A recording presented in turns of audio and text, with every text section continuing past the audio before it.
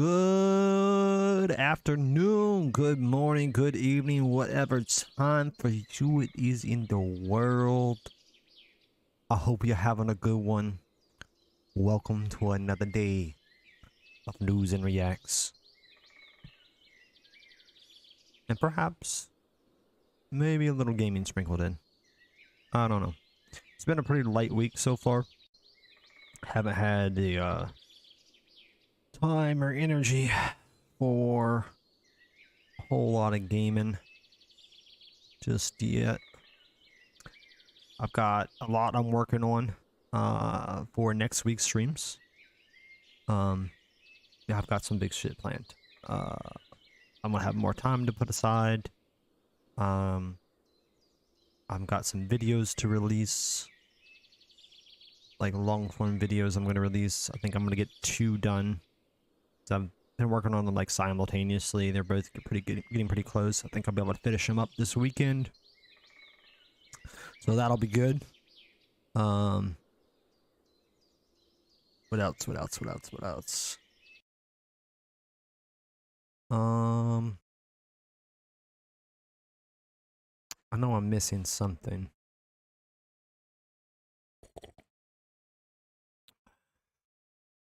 Well, whatever it is, I suppose it can't be that important because I done forgot it.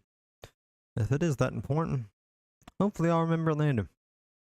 But for now, it is almost news time. And as I've been trying to do the last couple of days, I'd like to fit in one topic of discussion before we get started with the news. And I'm going to make it a spiritual topic today. So, for anyone not familiar,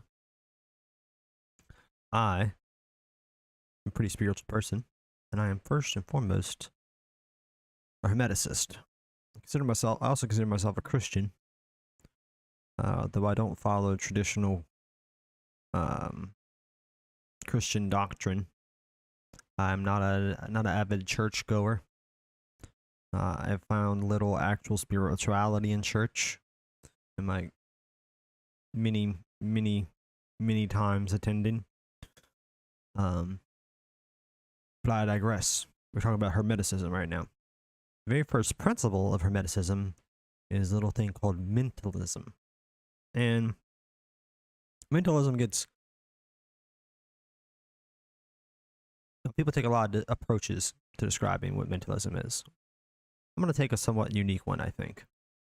So,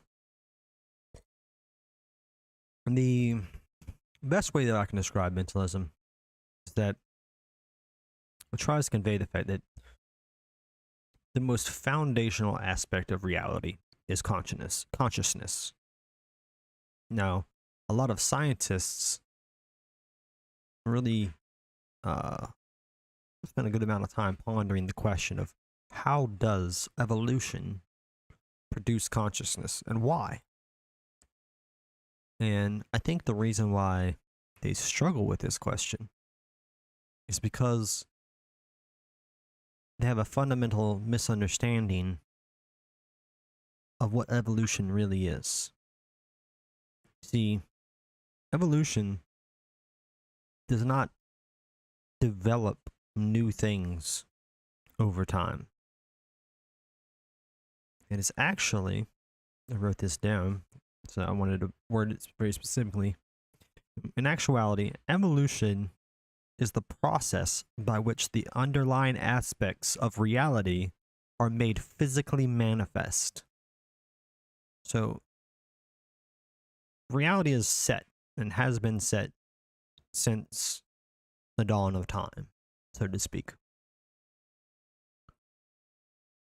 And evolution is not creating new things, it's revealing things that are new to the material world, but have always been aspects of nature. And one of the newest revelations to the world is that of consciousness. So you see, consciousness is the oldest aspect of reality, and then reality is revealed in reverse order of its age. So the newest, and I'm using these terms very relativistically, because they're all aspects of nature are the same age, because all aspects of nature were created at the same time. The nature was created, reality was created, but there was kind of a layered aspect to them in which those that are most foundational are at the core, and those that are least foundational are on the outer. Using time as kind of a reference for what's outer, what's inner. Anyway, point being, consciousness is the very core of it. And since the process of evolution is slowly peeling back the layers towards the core, consciousness would be the last to be revealed. And so it has been. And if you think about your experience with reality carefully, this becomes somewhat self-evident. If you've ever spent much time meditating, you find that there's a consciousness to all the behavior of the world around you.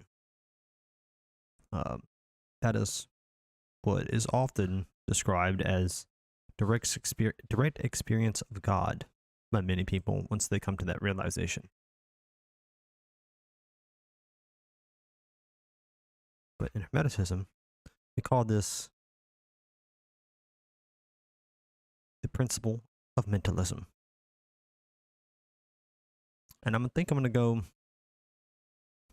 and for the next 7 streaming days, 6 more to go, I'm going to start my interest with a brief introduction, I guess, to the 7 principles of Hermeticism. I'm trying to get better at explaining these things, because through explanation, you gain deeper understanding. The more you can articulate something, the more deeply you comprehend it.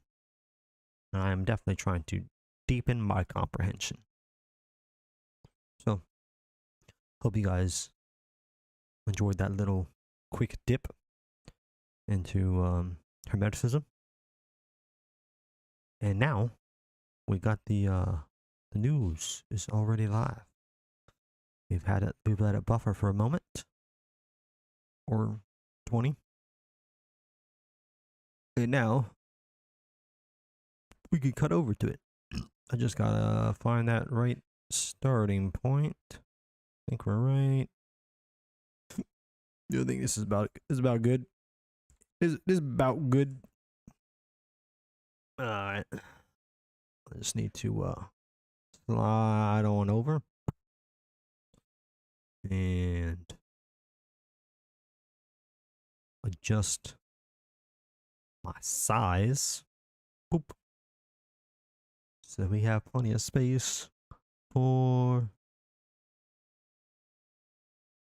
the stream, the news stream. I need to get my chat secured where I'm going to be able to see the dang thing. And then let's go. Oh, wait. We need our audio back. My bad. Wherever you're watching us, the whole show will be exclusively available on Rumble, which we will switch over to when we need. As much as you want looking for this show, but exclusively on Rumble. First 15 minutes will be on YouTube, but then an action as seemingly as innocuous as this contravenes WHO guidelines. We'll be telling you why this is a dangerous act of radicalism. Oh, you saucy little citrus. A little bit what later, the hell? we'll also be talking to Branko Marcetic about how the US government misled the public on the war in Ukraine and how the media, we need the volume up. very much the Jill Biden to the Joe Biden of the state, support the government in their ongoing lies. Then we'll, in our item, Here's the News, No, Here's the effing News, we'll be looking at how military personnel are suffering poverty, suffering indignity, All the while, the military-industrial complex is profiting massively. Let me have another sniff of that. Oh, I'm feeling a little bit better, but I won't tell you what condition it might be helping, according to... There's plenty of conditions it could be helping with you. There's nothing wrong with me, mate. There's nothing wrong with me. The burping for a start. What in the holy name of God's wrong with Putin's neck pipes? There's something wrong with his neck, look.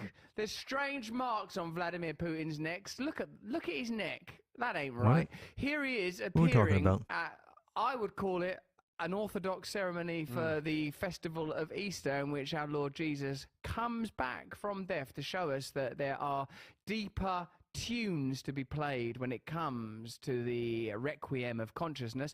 Here is Putin. Let's see if you think there's anything wrong with his neck. And also, is that candle just a little bit too thin? Have a look.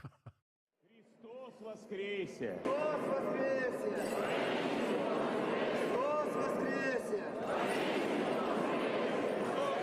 I don't see it. No, I don't get it.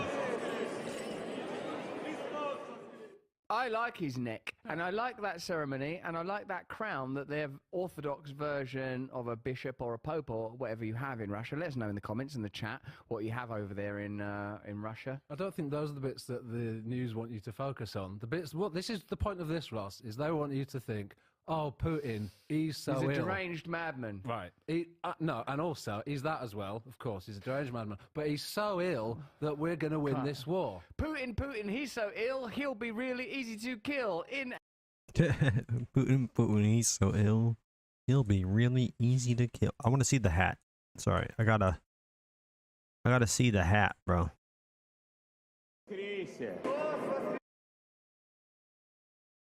Damn, that's a lot of sparkling on that hat, boy. See, well, religious people got one thing right, and that's how to be gaudy as fuck, boy. They make some gaudy shit. I don't know how Harrison takes himself seriously wearing this shit. I really don't. I try not to judge, I really do, but jeez. Jeez. And I like that crown that their Orthodox version of a bishop or a pope or whatever. Those are the bits that the... Oh, Putin, of course, he's a deranged... Will be really easy to kill in our not proxy war that we're not having. We're just supporting Ukraine in a humanitarian effort that's necessary and had nothing to do with NATO impeding on former Soviet Union territory and nothing to do with a coup in 2014. No one can. Nice. I think that it looked like aging to me. That's just life having its way. Trump versus DeSantis, the ongoing preliminary battle, has reached propagandist levels. The mainstream media are, of course, enjoying this. CNN and sort of, I suppose, the what are we doing here? the Now we got neoliberal, number corrupt fingering pudding. establishment media are enjoying this super PAC spat. First up, whose video are we going to see first? I think it starts with Ron DeSantis is on Trump. All right, let's see what Ron DeSantis is saying about Trump. First of all, let's have a look. It is April 2023. Yes, April 2023, but an early... Excited about the date. That's just the date. What are we worried about that for? Yep, that's right. We know the date. You can trust us on CNN. I think his point is that these are coming early when the election is next year, but he is just a man reiterating the date. And also, like, this is the thing. With all of their bombast and banal pageantry, they're in no position to criticize the propaganda of anyone else. Look at that, like the way his name, John King, came thrusting onto the screen, an unwanted graphic priapic erection forced in from the side of the frame. If his point is they're doing this too early, just make a decision to not show it then. You're doing the thing. You're reporting on them doing it too early. Yeah, you're getting involved. You love it. And wait till it gets to the free finger yogurts. proxy war is underway between the top two Republican That was pudding, 2024 sir. contenders. A super Clearly PAC pudding. aligned with the Florida governor, Ron DeSantis, in a new TV ad suggests Donald Trump has lost his way. Trump's stealing pages from the Biden-Pelosi playbook, repeating lies about Social Security. Trump should fight Democrats, not lie about Governor DeSantis. What happened to Donald Trump? I like that shot of Donald Trump looking sort of a bit destitute, wandering home from a nightclub with his bow tie undone. That was good. Let's see, though. I think Trump's super PAC propaganda, not necessarily affiliated with the Trump campaign, it's a super PAC thing, is better. Because what they've gone for is a garish, galling, gory, and awful image involving pudding. Also, like, they're picking up on a weird detail about Ron DeSantis. I didn't know that Ron DeSantis ate puddings with his fingers. What? But that's, you know, like, have you ever been What to are we India? talking In India, about? people eat, like, surprising meals with their fingers, and I presume that's common across that region of the world. Like, I was in India, and people eat, like, rice and curry with their fingers, and you just have to go, well... Are we being literal? Does this guy actually eat pudding with his fingers? If so, crazy. It can't be real. It can't be real, Why dude. not? There's no Maybe way. It's more weird to hold a There's little no way. spoon Like this old man out here eating pudding. Dude.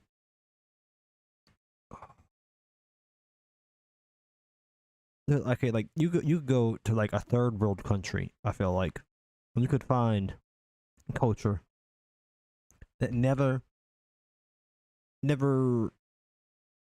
developed the usage within their culture of using utensils. They just eat everything with their hands.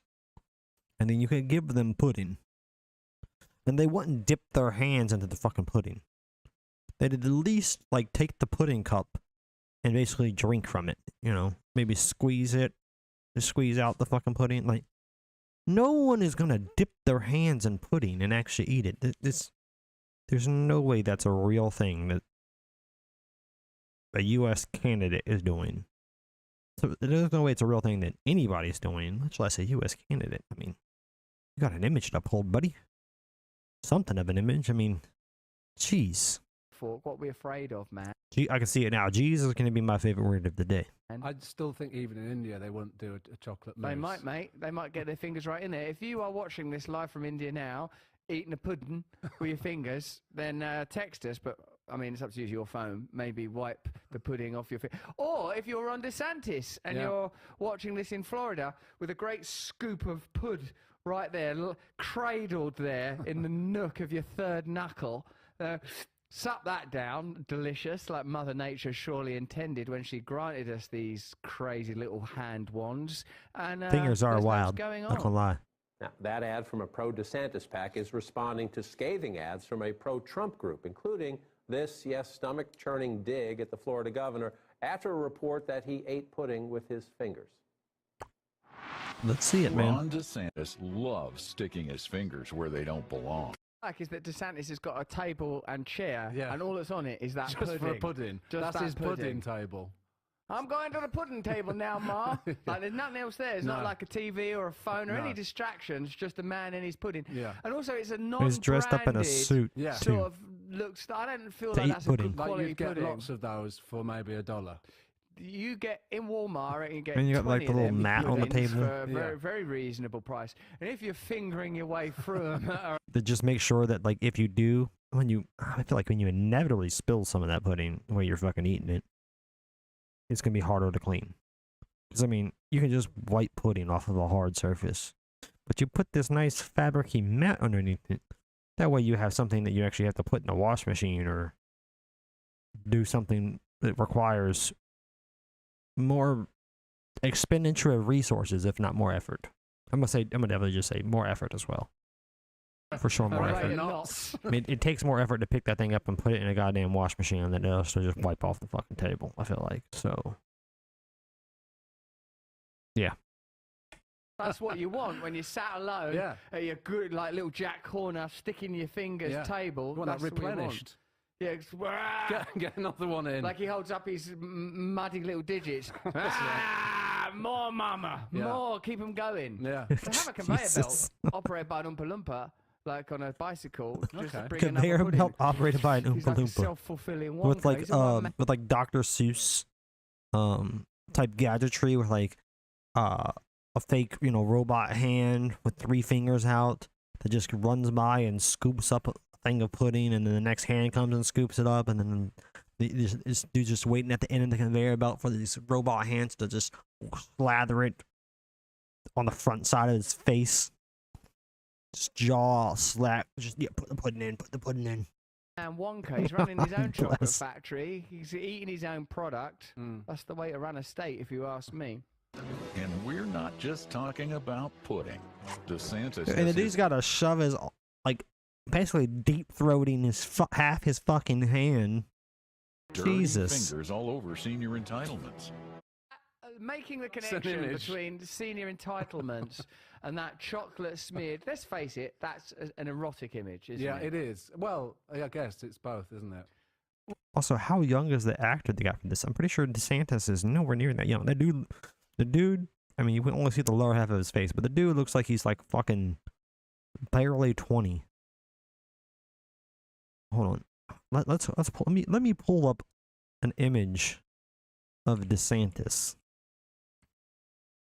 I haven't seen his face in a minute, but I mean, he's definitely older than that. Yeah, dude, this guy's like, I don't know, gotta be in the late 40s at least. Maybe not late 40s, mid 40s at least. I'm trying to go as low as I can, probably mid 40s. Okay, yeah, look. He's 44. Dude is 44. Let's grab an image real quick. Alright. This image will do. This image will do. So if I just take this image here.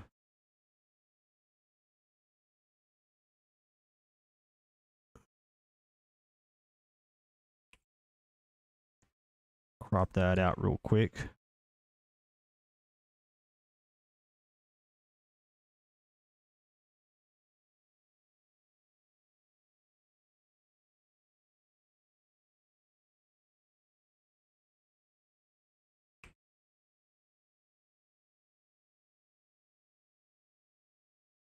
Alright.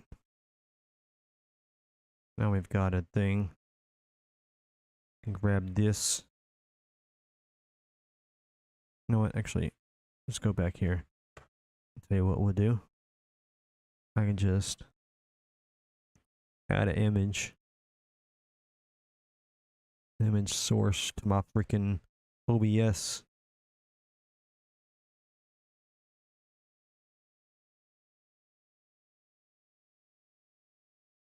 That'll do. Alright, look. So we got this guy here. This is Rob DeSantis. You can see he's got his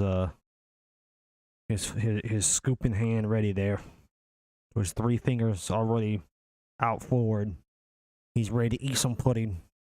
But anyway, this guy's face is clearly much older. Look, I'm gonna put him over top of me for a moment. Fuck it. All right, then we go back. We go back in this video. Hold on. And Oh yeah, we're no, not that was the just perfect spot. talking about- Look. Okay, you see these 2 guys next to each other? This is like a child. And this is a fucking mid-40s man. Could they have not gotten somebody a little older to be the actor for this commercial? Like, were they scraping the bottom of the barrel? You know what the thing is? This whole ad was actually probably just made by like 3 teenagers and then sold to the super PAC, and they were like, "Yeah, man, that's good shit. That'll hit with the youngins," or some shit. I don't know, man. It's weird, is all I'm saying. All right, it's fucking weird. Get rid of this fucking image. about pudding. Making the an connection, image. an erotic image, isn't Yeah, it? it is. Well, I guess it's both, isn't it? What do you mean both? What Well, else it's is both it? disgusting and erotic. Right. Oh, I see. I mean, the erotic need not necessarily evoke a passionate or even erotic response in the recipient, because the world of sexuality is a complex and wonderful Web? smorgasbord. Right. Smorgasbord. Yeah. Very perhaps. subjective, for A sure. wonderful Majority-wise. menagerie. Yeah. A menagerie of potential things. If that, and also it's simultaneous, it's sexualizing DeSantis's pudding eating. Maybe it's just efficient. Yeah. You're He having did it a on pudding. a you're out and private jet, about. apparently. I don't know if that makes a difference. It was 2019. Ron DeSantis is in a private jet flying around, and the story came out that he ate a pudding with his fingers. Maybe there weren't spoons on the jet. Could have been a one-off, couldn't it? Right. I actually myself have probably, I'd call it stooped so low as to eat a pudding with digit, but it's not through choice. I'm not No. like getting off on it. I've looked around for I mean, I've definitely eaten a pudding and not had. It's been many years since I've had a pudding, but I've definitely eaten a pudding and not had a utensil. And it's just like I was saying earlier. You know what I fucking did? I drank the damn thing, and I like kind of squeezed the cup to get the majority of the pudding out afterwards. And then I took not a 3-finger scoop. I took 1 finger and kind of went around the edge to get the last bit. All right. But I didn't sit there and like use my hands the whole time to eat it. Like I got the last dregs using 1 finger, 1 time for like 2 seconds. That was it. You can't really say I ate it with my fucking hands. You can say I drank pudding.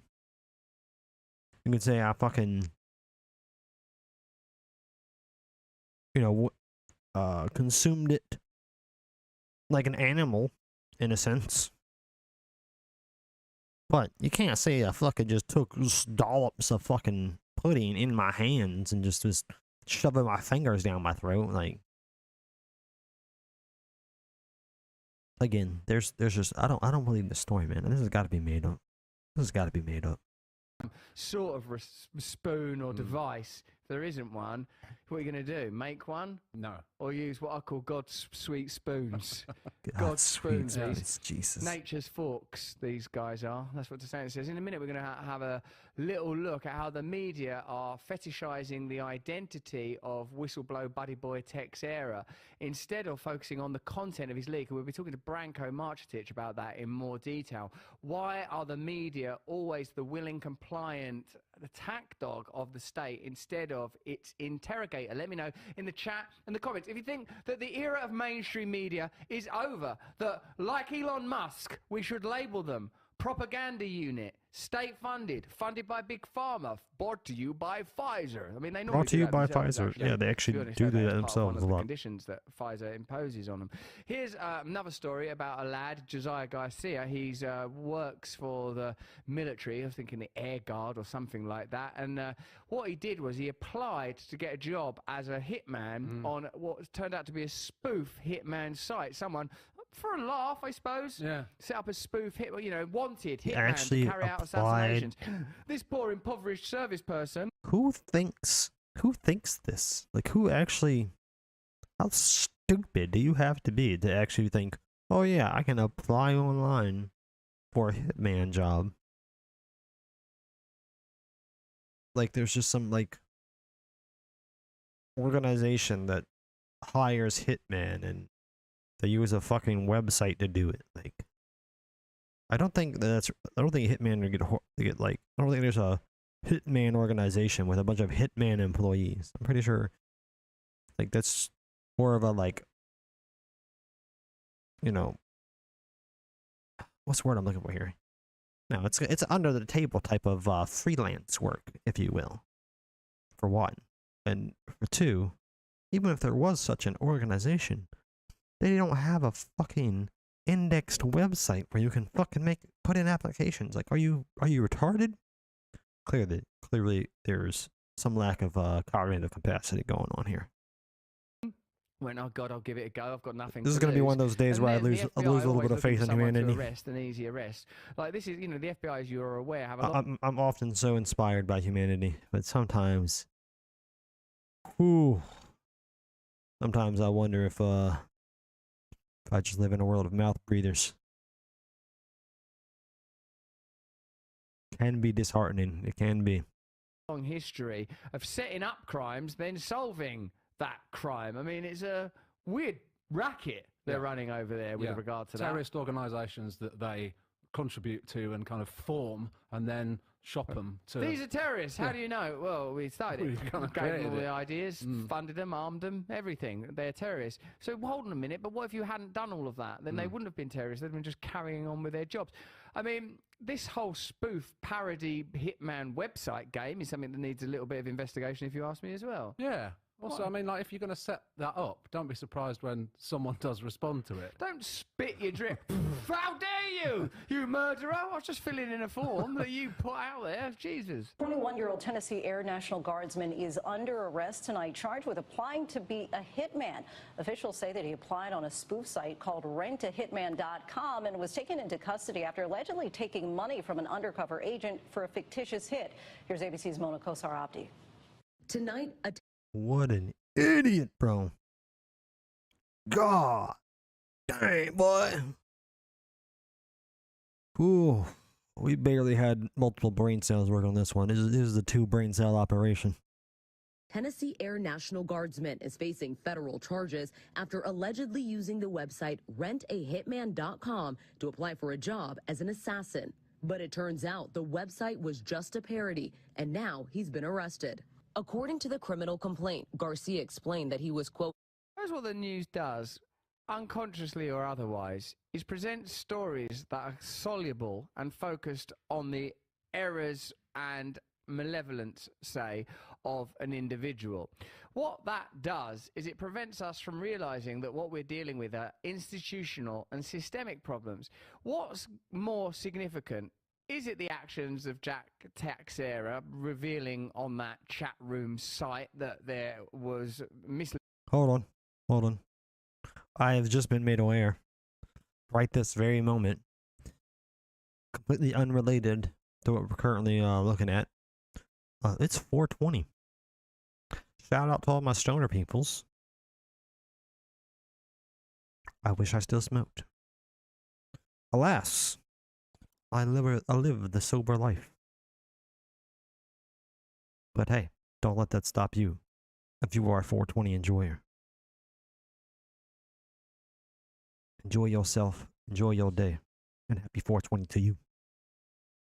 Leading information being propagated about the Ukraine-Russia conflict, or the fact that this type of information is widely disseminated, the propagandist information I mean, in order to support the military-industrial complex, a machine for profit that requires war.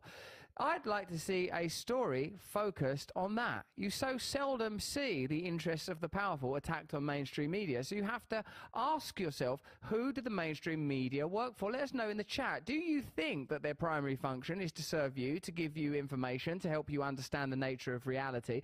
Or do you think that it's actually the opposite of that, to distract you from reality, to prevent you with narratives that might be absorbing, compelling, vaguely comic, like the poor plight of this guardsman who's obviously not earning enough from his pay in the military, who's obviously to a degree desperate to fill in such a form, and whose actions, while I suppose they're ill-advised and unwise, are not nearly so significant as, for example, us being told that the war in Ukraine is going really, really well, when in fact hundreds of thousands of people are potentially needlessly dying, and no one's seeking a peaceful solution. That's just one alternative narrative to contemplate. I don't know how the hell we are sitting here. Listen, I agree that military personnel are well underpaid. 100% agree.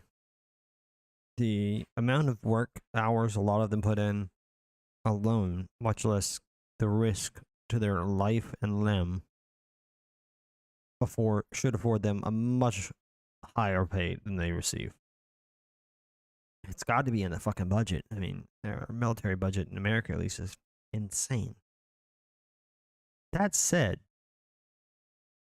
how the hell are we showing pity to the man who was willing to kill somebody for money? Like, oh man, poor him, he didn't make enough money and he had to go and kill people for... Bro. The man's not destitute, for one. Like, you get paid more money if you have kids, like... You get more money if you have a dependent. Now, it's not a lot more money. But yet, you generally can survive.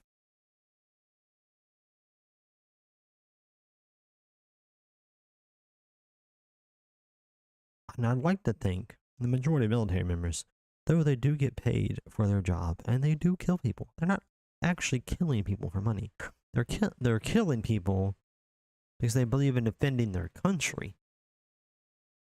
They get paid because motherfuckers have to live, and that requires money, and they are providing a service, and they do a lot of other things, generally speaking, than just fucking shoot people. Shooting people is a very small portion of what military members do most of the time, unless you're engaged in, all-out war, and still, actually, you generally are not spending that much time killing people. My point is, we're bearing the headline that this dude was a willing participant in murder for hire, why are we being sympathetic to this guy? A fucking idiot. And then who desired to be a hitman. Like, what the actual fuck? Get the fuck out of here. Looking for a job that pays well, related to my military experience, shooting and killing the marked target, so I can support my kids. Right. Well, exactly that. So what? A guy who wants to earn more money because potentially he's on food stamps like 1 in 6 military personnel, wants to use the skill sets that he's acquired in the military, probably abroad, killing people that the government want him to kill, over in the United States, and suddenly everything changes at that point. If you don't trust the government anymore, then why would you trust them to determine which people it's okay to kill? While he's over there killing those people, he's a hero. Then he comes over here and fills in a spoof form, he's a villain, and the media will present him as such. It's answering such a pipsqueak question when there's like an encyclopedia of inquiry that remains untouched. On the way. Authorities say... Now, that's another conversation that I think is a valid conversation to have, is, you know, is the military, you know, doesn't even matter which military you're talking about, is the military killing the right people? I mean, I don't think there is a right people to kill. I think killing people is bad. You know, hot take, I know. But yeah, I think killing people is bad. But it can be necessary to do so in defense of yourself and your family, and then on the broader scale, in defense of your nation. Now, is your military actually defending itself, or defending its people and its nation, or are they overly aggressive, and warmongering, war profiteering? You know, these are questions that we should ask. But these aren't.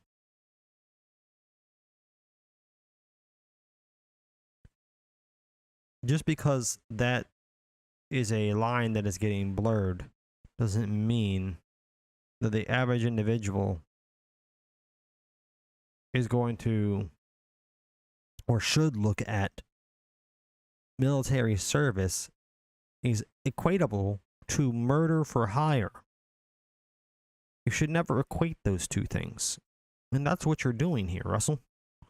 I'm going to take a hard disagreement with the stance you're taking, okay? That's a bad stance. The reason for people's actions matters, not just their actions.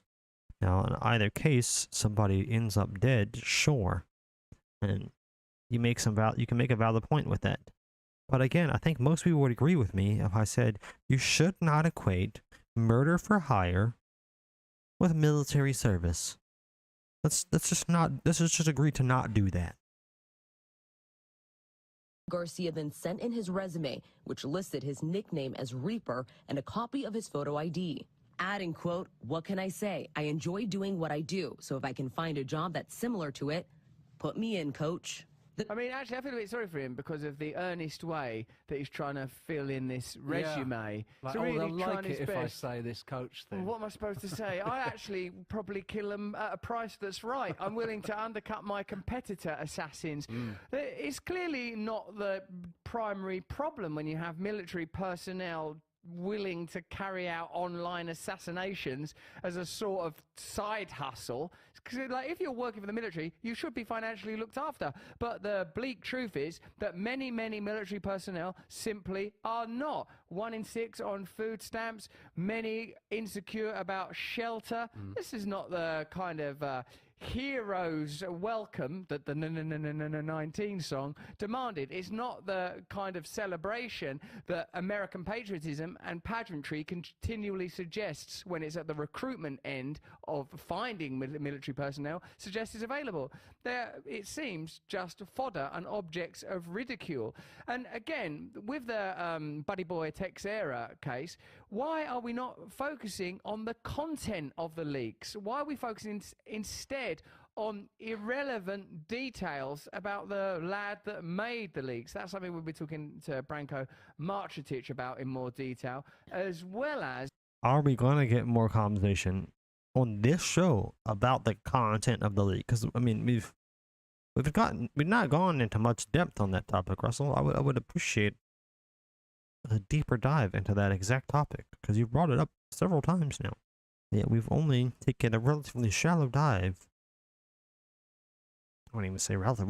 We've only taken a shallow dive into the actual details of the leak.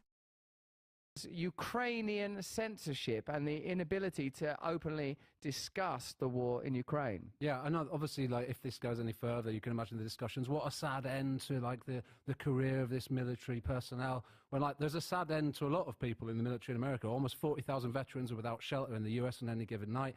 Veterans account for 11% of homeless adults in the US. So, you know, whether it's the way that this has gone or just the way that it goes standard for a lot of American veterans, it's not a great end. We're not having an adult conversation about the problem, because if you want to have a real conversation about even this one story, you'd have to say, why is there so much desperation in in an individual that has a job? Does that track across the military more broadly? Yeah, it does actually. It's just like endemic. They're endemically impoverished in the military, even though they've got jobs, are jobs where they're working for their country. It's extraordinary, and it's at odds with what we're broadly told. Complaint details that an undercover agent began communicating with Garcia after the website's alarmed owner contacted the FBI. The two later meeting up in person, where documents say the agent asked if Garcia was comfortable with taking fingers or ears as trophies.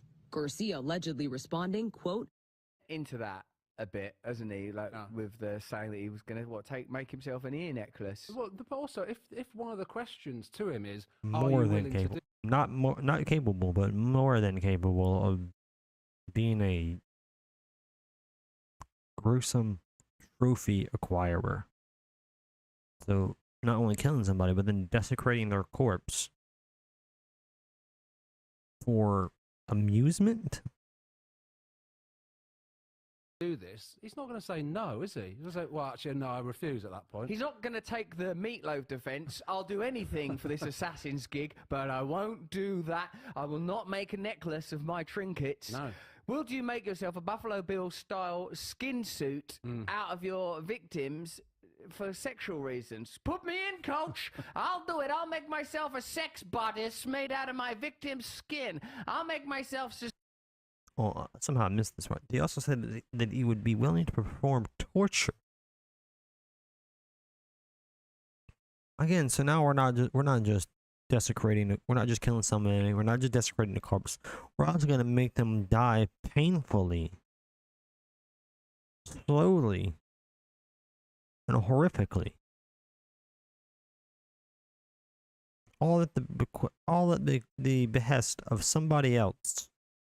For unknown reasons. What the actual fuck?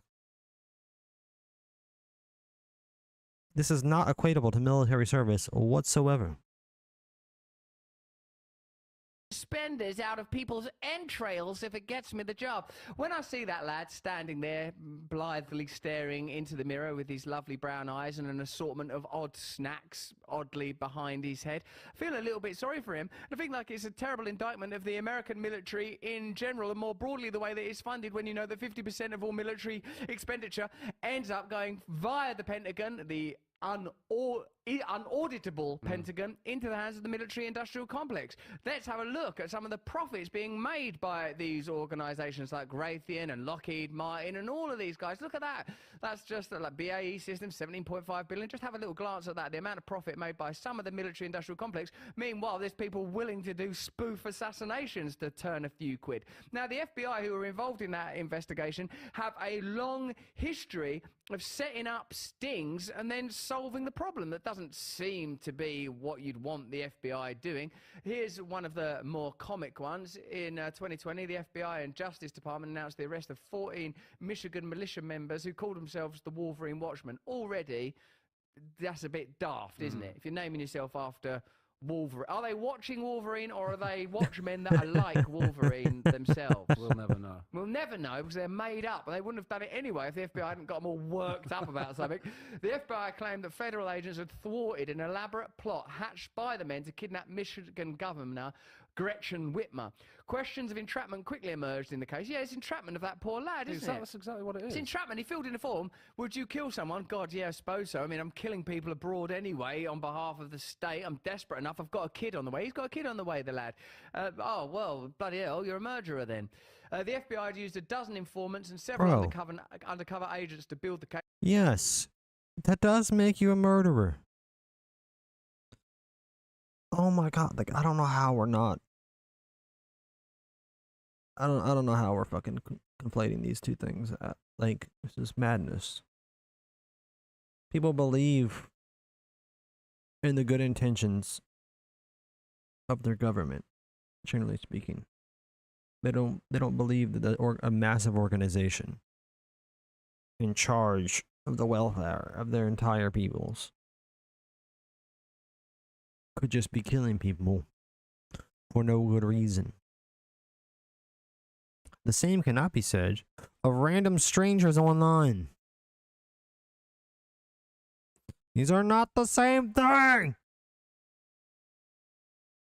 One of the group's key members, known as Big Dan, was an FBI informant. You can imagine these things getting to trial, and eventually every single person that's standing before the judge, well, are you FBI? Yeah, I'm FBI. You FBI? Is anyone here not FBI? No, we're all FBI. What about you, Judge? I'm FBI. The whole thing's it's like a school play. It's like a diorama. It's a complete confection. It's to justify their own existence. Right.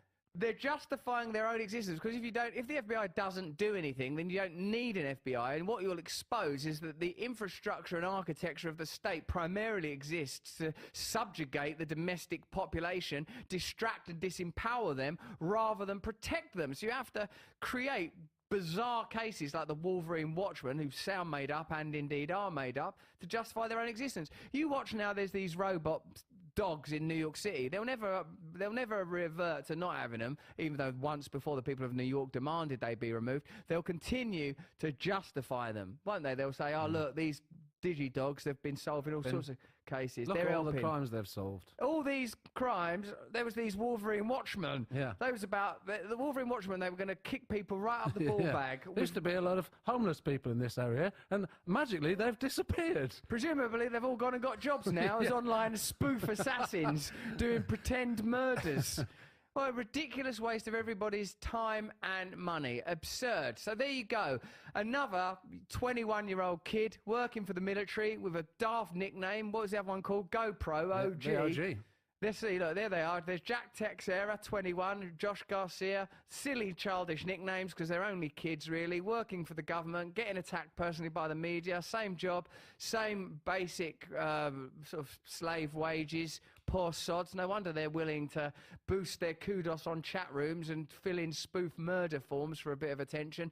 I would say what needs to be addressed is the way that the military is funded and run, and the relationship that the American military has with the people that they all signed up to protect and serve.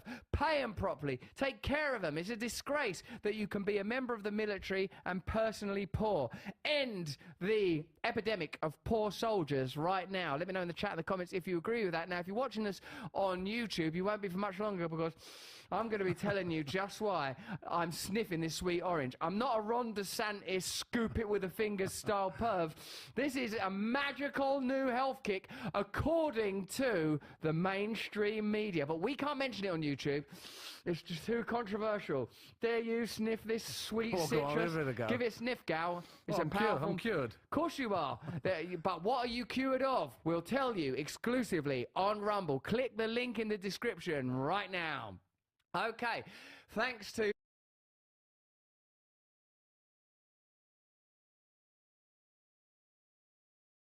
I will get better at these transitions, I promise. But we're not there yet. So, let me know what you think in the comments.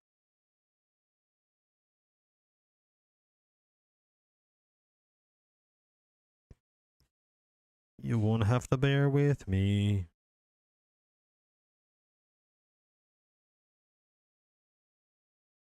It is, isn't it? Yeah. Zelensky's over there censoring. Shutting down of journalists. He's shutting them down. Why is he doing that for? He's meant to be a friendly guy in a jumper. Yeah. Again, You not can't to say that, trust him. obviously the same goes on in Russia, but again, that's not the narrative already that in we're the told. news. That's Damn it. God damn. I will get better at this. I will get better at doing this shit. in the We've news already done that. Yep. He's got cancer up his neck. You've seen that guy's neck. It's too wrinkly.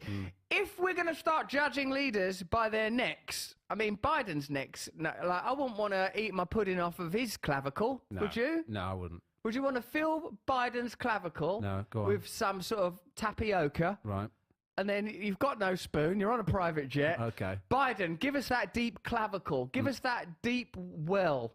That's Why? like a Why are we like doing chicken this, bro? skin. Can you It's like not it's right hanging now? deep there, like an inverted ball bag. Got it. Like an inside ball bag. You put your hand all the way in to Okay. scoop it right up. scoop out the Yeah, straight tapioca. in there. While Joe Biden goes, he's never been better. He's never been healthier than this. Dig right down into the clavicle. Keep going. You missed a bit. You got.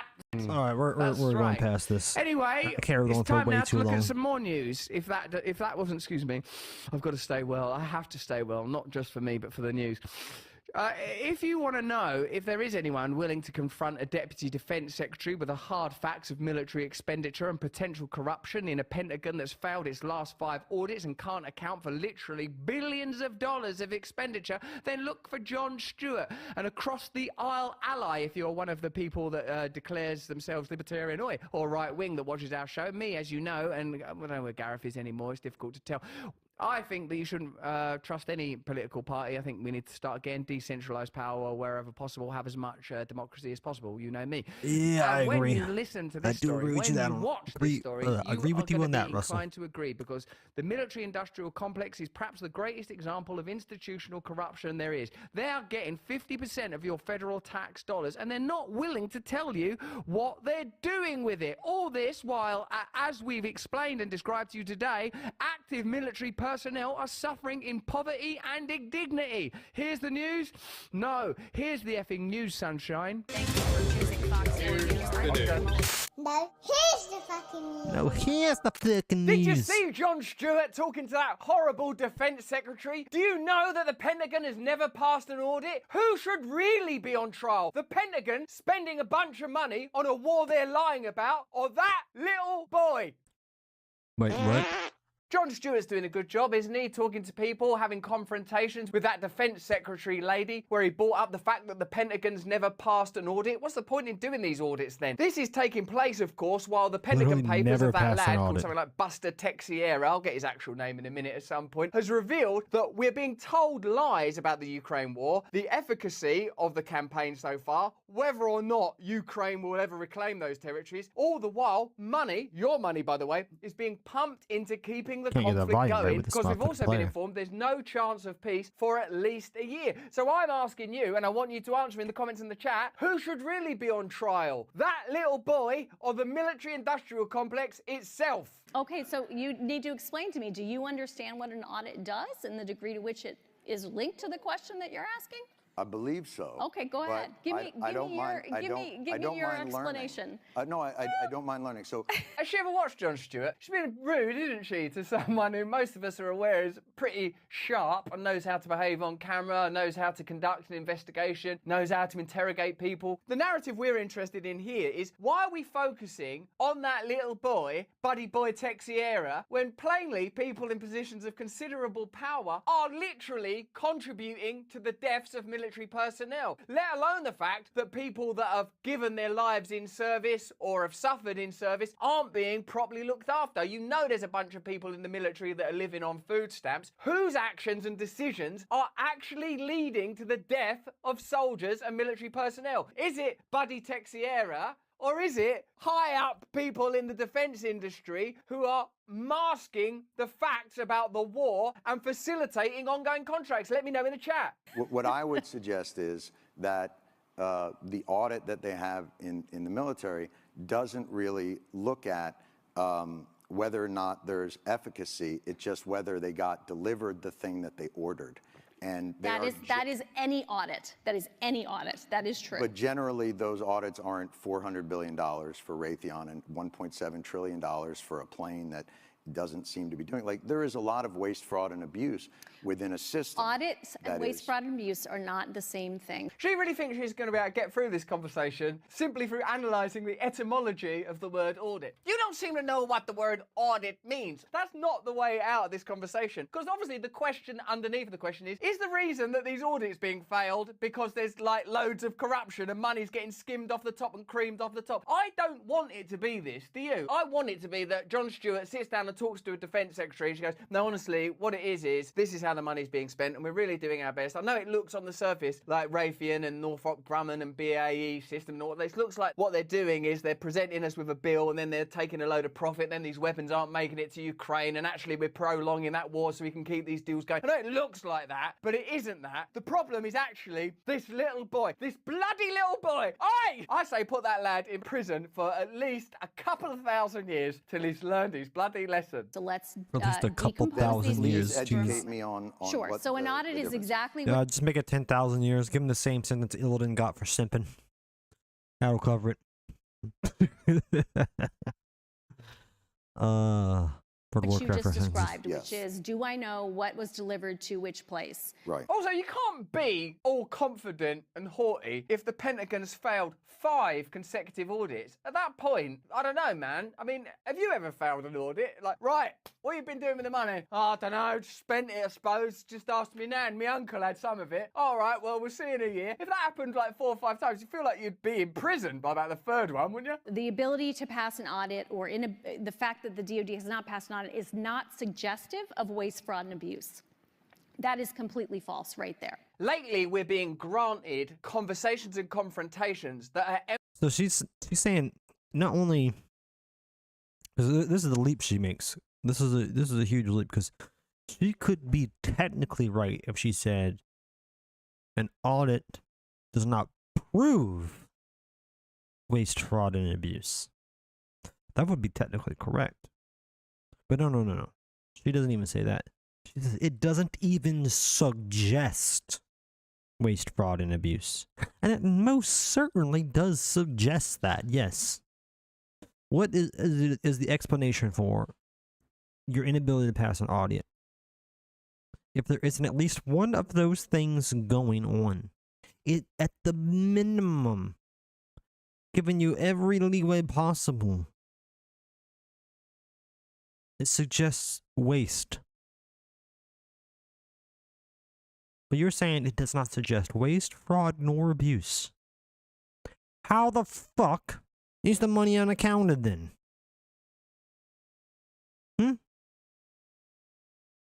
Well, it's just a clerical error. Well then, why can't you get decent accountants for the world's biggest fucking government?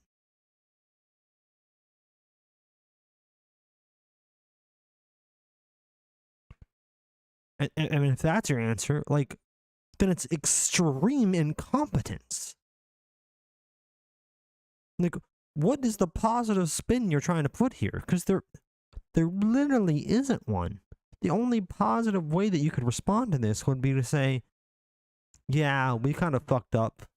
It wasn't as major of a fuck up as it looks like. Here's what we actually fucked up, and we're working on it, and here's the steps we're taking.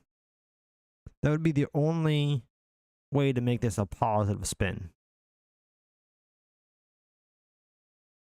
But that's not what's happening. It's just blatant denial of obvious fact. This is ridiculous. The fact that people can get away with this kind of speech, this kind of political talk, to just deny reality and then that's the end of the conversation, it's insane. emblematic of what we suspect is the dynamic between us and the powerful. Whether it's Elon Musk and that BBC reporter, and you see like that he doesn't want to answer questions and he thinks that the BBC are beyond reproach, or this conversation between Jon Stewart and this lady, or some of Matt Taibbi's confrontations, what we're getting confronted with is the pose of authority and power. A kind of superciliousness, a self-entitled authority, a kind of because Very I said self-entitled so authority, yes, mentality. I'm not indeed. here to talk about that. We're not here to answer those questions. Well, guess what? Those questions are coming. There's a deluge of those questions because people don't trust the media, people don't trust the government, people don't trust corporations anymore, and you're right not to trust them. You're right. We don't have to indulge in conspiracies. What we can plainly see, though, on the basis of these 5 failed audits and the media furore surrounding Buddy Boy Texas lad, is that people want us to look over here at a lad revealing information in chat rooms that doesn't put anyone at risk. That Espionage Act should be called the Don't Say Stuff We Don't Want You to Say Act. So what is now it it's a question of it's suggestive that we don't have an accurate inventory that we can pull up of what we have where.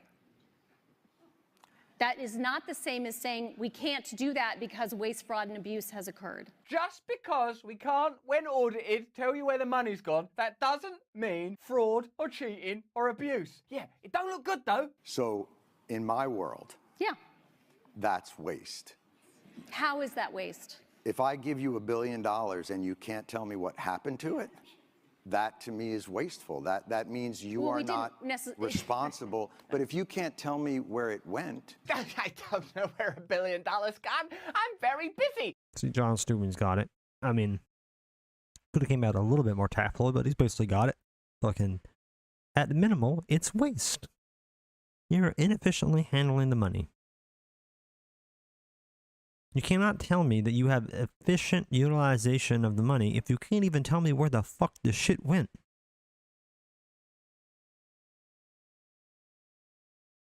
Even if the only problem you have is incompetent accountants, that still means that there's going to inherently be some waste. The only way that you're efficient is if you're keeping track of everything, every minutia. That's why people do keep track of the minutia, for efficiency's sake.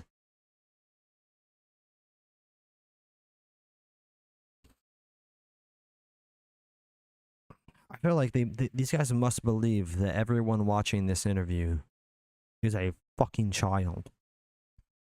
That's the only explanation for the stance this dumb bitch is taking. Do you know how long it takes to get my hair to look like this? Ages. Well, I can't tell you exactly how long. Between 10 minutes and a month. Then what am I supposed to think?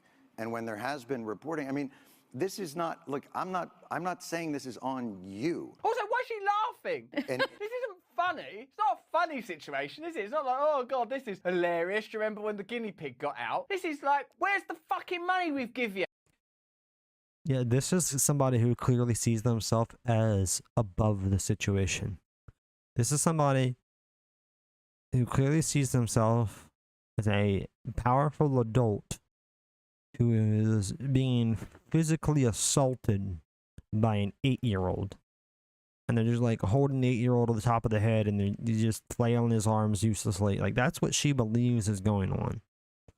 She knows that she's under legitimate fire, but she doesn't feel like the fire has any real heat to it. And so she's laughing at it. She's like, ha ha ha, throw your little shots. Oh, you cute little thing, you. It's fucking sickening, bro. Yeah. And that you caused this. But I think it's a tough argument to I'm pretty make sure that I didn't cause it. an $850 billion budget to an organization that can't pass an audit and tell you where that money went, like, I think most people would consider that somewhere in the realm of waste, fraud, or abuse, because they would wonder why that money isn't well accounted for. I mean, I'm trying to understand where you're trying to go, other than the dollars, which really bother you. I think. Yeah, where are those dollars? Oh, you're really worried about that. What else are you worried about? Whether or not the war is legal or illegitimate, or whether we're telling the truth, or whether or not the Pentagon fundamentally funnels money towards the military-industrial complex, and it's impossible to record that accurately without revealing we're that just talking about money personnel here, are not but benefiting from your tax dollars, but the various military-industrial complex companies are benefiting. Yeah, that's it. That's exactly what the problem is. I think it doesn't really bother me. I think it's all Can we stick to topic for a moment, Russell? I think Tell when me that story. Bloody hell, she's awful. How many times have we got to put up with these people in Congress sneering, condescending people? Do you know what your job is? Your job is... Yeah, the condescension is truly grating. I want to punch her in the face. Not saying that I would do that. Violence is not the answer, kids. but it does instill that desire in me, for sure. You work for the people. It should be like, hi, how's it going? Yeah, sorry, we've done this. I'm sorry about that. That is a bit confusing. We're going to improve that. Yeah, it is a bit mental that we've had 5 audits and failed them. That's terrible that there are American military personnel living on food stamps right now. Terrible that there's a homeless crisis among veterans. We're going to address all this. You're quite right. It should be like, this is funny. Oh, this is brilliant. It's not hijinks. It's hijacking public money. I mean, we got out of 20 years of war, and the Pentagon got a $50 billion raise. Like, to me, that's fucking corruption. I'm sorry. And yeah, boy, like, that's a good line. Blows your mind, and if you think like that's like a crazy agenda for me to have, I really think that that's institutional thinking. John Stewart there, staying relaxed and spelling it out to a giggling, shrieking, awful government apparatchik. Let's have a look at it in more detail. Last year, the what do you Department think? of A government what? Thinking. John Stewart there, staying relaxed and spelling it out to a giggling, shrieking, awful government apparatchik. Let's have a look at it in more detail. Last year, let's see if we can Google what word that is, because that's a new one for me. A dude, I think I got it. APPARATCHIK, apparatchik. A noun with 2 primary definitions according to Google. 1, member of a communist apparat. 2, a blindly devoted. This has got to be what he means. Oh, I said she. Anyway, it's got to be what he means. A blindly devoted official, follower, or member of an organization as a corporation or political party. Examples: the boss seemed to prefer a pair of cheeks. It's funny how that sounds like a pair of cheeks. He prefers somebody bent over in front of him.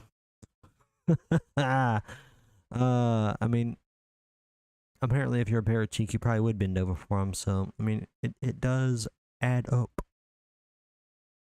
The irony fits. To anyone with a glimmer of independent thought. Boss seemed to prefer a pair of cheeks to anyone with a glimmer of independent thought. Yeah, that's a lot of dumb bosses, which I feel like actually probably make up the majority of the high-end corporate structure in America at the very least. Probably globally. Almost certainly globally. A pair of cheek, though. New word of the day, boys. A pair of cheek.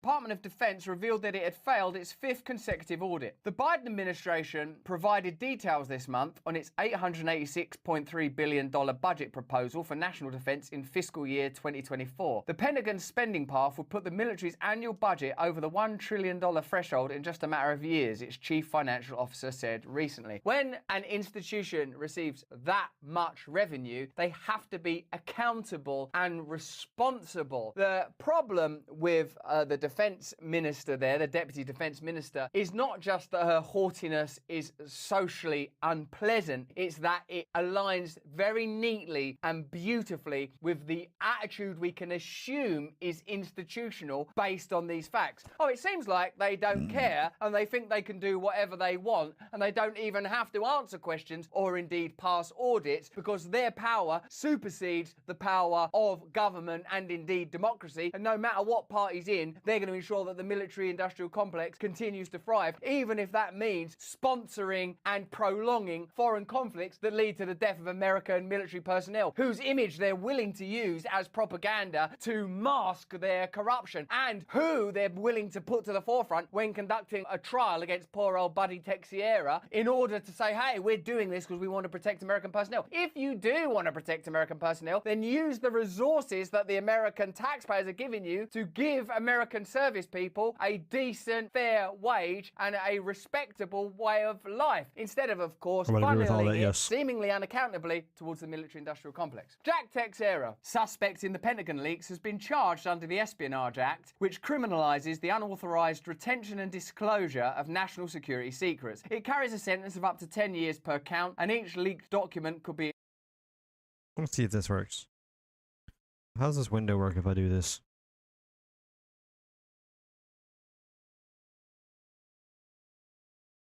Honestly, So if I type in whoops.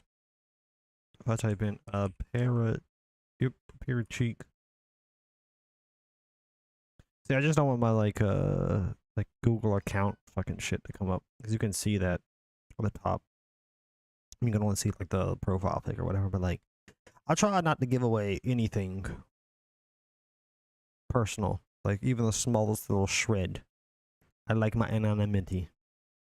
I don't want that ruined by stupid consecutive mistakes, giving people piece by piece by piece until they piece it together.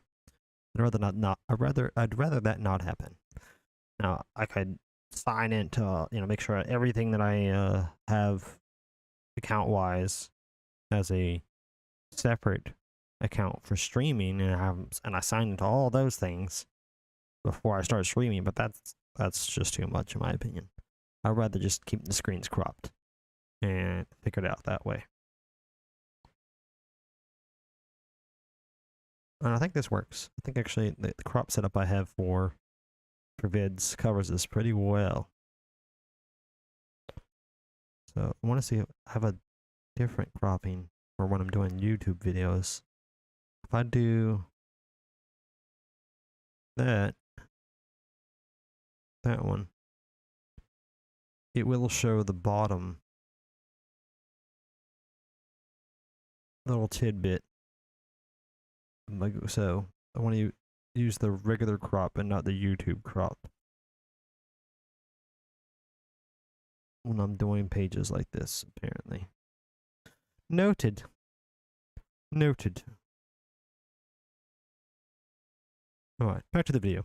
Its own count. The Washington Post says it has about 300 documents. That means that Jack Teixeira will be 3,021 years old by the time he gets out. I think if he's not learned his lesson in the first 2,000 years, the penal system also needs an audit. The releases of classified information by Edward Snowden, a contractor at the audit of the penal system would be quite an extraordinary endeavor.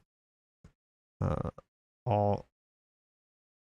much our entire legal system is based around doing one of two things. Well, actually, no, always both. Well, not always both. I mean, if it's the second thing, always the first thing and sometimes the second thing. The first thing being money, fining. The second thing being prison time. That's it. There's only two ways that we punish people. Which I think is ridiculous. Because when you make fining somebody the way that you punish a crime that cannot or should not involve jail time, it means you make it legal for a price. And legal for a price is a fucking bad system. A very bad system.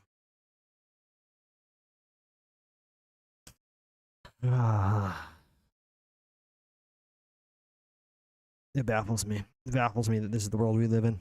National Security Agency and Chelsea Manning, an Army intelligence analyst, were treated by the government as catastrophes that jeopardized human lives. This did not turn out to be true. Documents released by Snowden revealed that the government was engaged in unconstitutional spying on Americans, while information that Manning provided to WikiLeaks showed that US forces killed journalists and civilians in Iraq and lied about it afterwards. Despite the government's dire warning, subsequent reviews showed that no deaths could be linked to the disclosures by Manning and WikiLeaks. None. Zero. Not one. So they said it was endangering the lives of military personnel, but in fact what it revealed was they're spying on you and killing civilians and journalists. How dare you say that we are killing civilians and journalists in Iraq and spying on American people? That put American personnel's lives at risk. How? Okay, give me a minute. Well, we're going to audit you on this in a moment. Oh no, I can't be expected to pass audits. Audits are complicated. Don't even mention those to me. I'm going to need $2 billion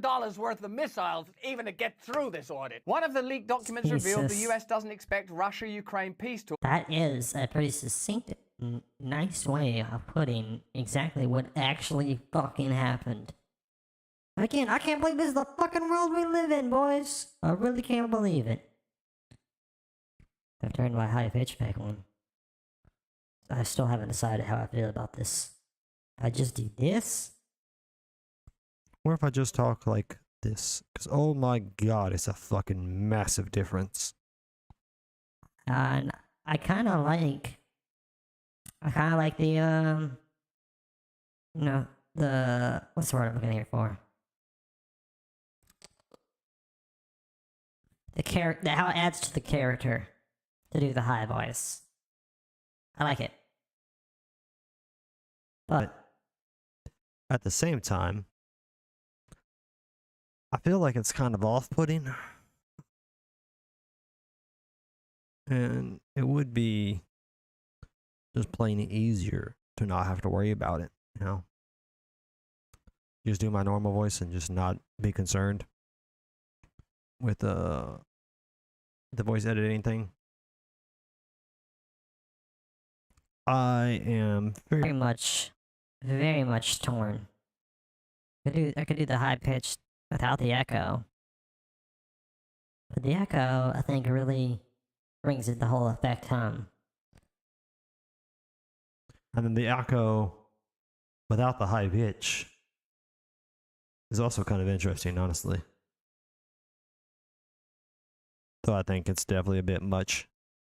God, dude, I've tried this a couple streams now where I just like sit here and I play with it on stream, feeling like that might help me make a decision, and it really hasn't. It really hasn't. I apologize for fucking derailing onto that. God, though, I still need to make up my mind on this particular matter. We'll get there eventually. In 2023. Another leak that was also reported by the Washington Post says the US thinks it's unlikely the Ukraine will regain any significant territory in its expected counteroffensive, a stark difference from what the Biden administration has been saying publicly. So the key thing here is these revelations have made it plain that in private, the Biden administration say they're not going to get any territory back. In public, though, the Ukrainians are brave, strong people. This counteroffensive will be a success. It's worth pumping your taxpayer dollars into it. Well, if they don't believe what they're saying, what is it they believe? And I'll offer you this. Is it possible they believe it's profitable to continue the war? Is it possible they consider it necessary to engage Russia in an ongoing conflict? Once we know that they don't even... Yeah, I think they're just trying to wear out Russian resources. I think it's profitable as an aspect, for sure. I don't think it's the primary aspect. It is probably a big aspect. Because, I mean, the American economy has been propped up by war for a long time now. I think that is always a part of what's happening. But that said, I think it also has a lot to do with, and probably even more to do with, just the idea of draining limited Russian resources, making them a more susceptible target when America does decide to make an actual concerted move against Russia, which I think is pretty likely. Because Russia has ties with China, and I know that America wants to move on China. That's a topic for another day, though. This is important to keep in mind. It's not just the expenditure of monies and the turning of the war machine, the military-industrial complex, but the actual draining of Russian resources. Believe it as a result of these leaks. By the way, no one's ever covering that. No one's covering the content of the leaks. Then we have to ask, we have a duty to ask, what is it they believe? Why are we talking about the criminality of young Jack Texera, who it seems isn't a plucky little idealist, but just a kid on a chat room revealing stuff for casual kudos in those chat room encounters? Why are we talking about him? He's not the story. He's inadvertent. Look at how the media partner the government in distracting us from the facts. In November 2022, there was legislation pending in Congress that indicates that the US government believes the Ukraine war may continue for years. On October the 11th, yes. The Senate Armed Services... Which is years in which the Russian military is expending resources. Well, meanwhile, the United States is expending very little. a lot of the support to Ukraine is coming from other nations, other NATO nations, and pretty much all of the troops are coming from Ukraine, and I think it's mostly Ukraine. I don't think there's much actual NATO forces on the ground. So it's mostly just fucking Ukrainian soldiers. So very little, comparatively, drain on the United States war assets, while a completely direct drain to Russian, direct and significant drain to Russian war assets. This is a key thing to note. And I'm not saying that makes this a good thing, but that is truthfully what's going on here. Committee submitted its amended draft of the National Defence Authorization Act for 2023. Nestled within the draft is a provision that would establish an emergency multi-year plan to award massive defence contracts to Lockheed Martin, Raytheon, BAE Systems and other war corporations to produce weapons for Ukraine and to replenish US stockpiles as well as those of foreign allies and partners. An amendment spearheaded by New Hampshire Democratic Senator Jeanne Shaheen and co-sponsored by Texas Republican Senator John Cornyn would allow the Pentagon to award non-competitive, no-bid contracts to arms manufacturers under the plan. Those kind of pieces of legislation, sponsored by both parties as usual, suggest that actually what's happening is that there is an agenda to continue funneling public money into private hands. Let me know in the chat and the comments if you agree. And the reason the Pentagon keeps failing audits is because these relationships are kind of messy and potentially corrupt. Congress is supportive of this. They're going to give us multi-year authority and they're going to give us funding to really put into the industrial base. And I'm talking billions of dollars into the industrial base to fund these production lines, said the Pentagon's chief weapons buyer, Bill LaPlante. What you really want is these people on trial. Jack Teixeira, if he goes away for 1,000, 500, 10 years, a million years, it's not going to make any difference to you. It's not going to make any difference to the military. What we should be analysing, auditing, scrutinising, adjudicating is this expenditure. If this doesn't change, the world cannot change. This is a key component of systemic corruption and ultra-democratic power, power that is beyond democracy. If we don't address this, nothing can change. Past and current military spending equals 48% of all spent federal tax dollars. So these are not insignificant sums. Half of all federal tax dollars, so I guess you've got state taxes as well, but half of all federal tax dollars is going in this direction. This is a significant industry. I mean, it's almost inconceivably large. So the blasé, insouciant, haughty attitude of that politician, who you also pay, so you can add that to the eventual figure that won't ever get audited, it's not an insignificant sum, and it's certainly not funny. Before the war ends, many Ukrainians and Russians will die, while Raytheon, Lockheed Martin, and Northrop Grumman make fortunes. So this is the key point of the video we're making. Who's causing more deaths? Little buddy boy Teixeira or Northrop Grumman, Raytheon, and the military-industrial complex partnership between your government that you pay for and those organisations? If you were to audit it, good luck, and scrutinise it, good luck. What would result? Like, hold on a minute, that meant that we made that decision, and that meant we prolonged it, and that meant we didn't debate this, and that meant a peace deal was taken off the table, and that meant we inspired that coup. Oh, and that means that that money never made it to that particular organisation, and that meant that those service people ended up homeless. That means these service people are on food stamps. Look at all the death. That meant these people committed suicide. Count it all up. Count it all up. Because I've had a good look at Chelsea Manning and Snowden and Assange, and the total is zero. Zero. Like the number of successful Pentagon audits. Zero, zero, zero. At the same time, networks and cable news is replete with pundits and experts, or more accurately, military officials turned consultants whose current jobs and clients are not disclosed to viewers, for obvious reasons. This while military families are reporting housing, health and financial challenges, according to a survey released by the Military Family Advisory Network, which found that nearly a quarter of enlisted families are experiencing food insecurity, and more than 60% of respondents pay more than they can comfortably afford for housing. So if you're in the military... Let's run that back. to viewers, for obvious reasons. This while military families are reporting housing, health and financial challenges, according to a survey released by the Military Family Advisory Network, which found that nearly a quarter of enlisted families 25% of enlisted families are experiencing food insecurity. Food insecurity. That is the number one sign of actual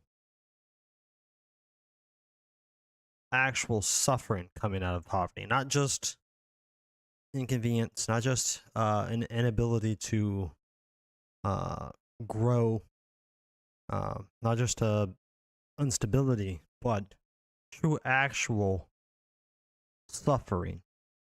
We're struggling to eat. Few people in the first world understand what it means to struggle to eat. I can tell you from personal experience. It's not fucking fun. You can't really do much else. You can't think about anything else when you're actually fucking starving. We have a quarter of our military at least flirting with the line when it comes to actual fucking starvation.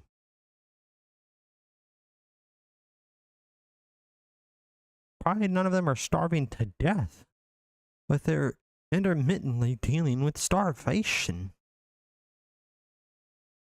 That's what it means to experience a food insecurity. You know, they're using these big words to kind of hide the tragic reality, but that's what that means. More than 60% of the respondents pay more than they can comfortably afford for housing. That means they're barely making it paycheck to paycheck. 60%. Over half. 6 out of 10. 3/5 of the military is in this condition.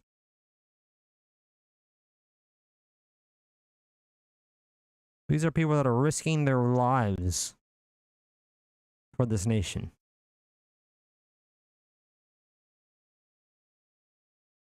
That's insane.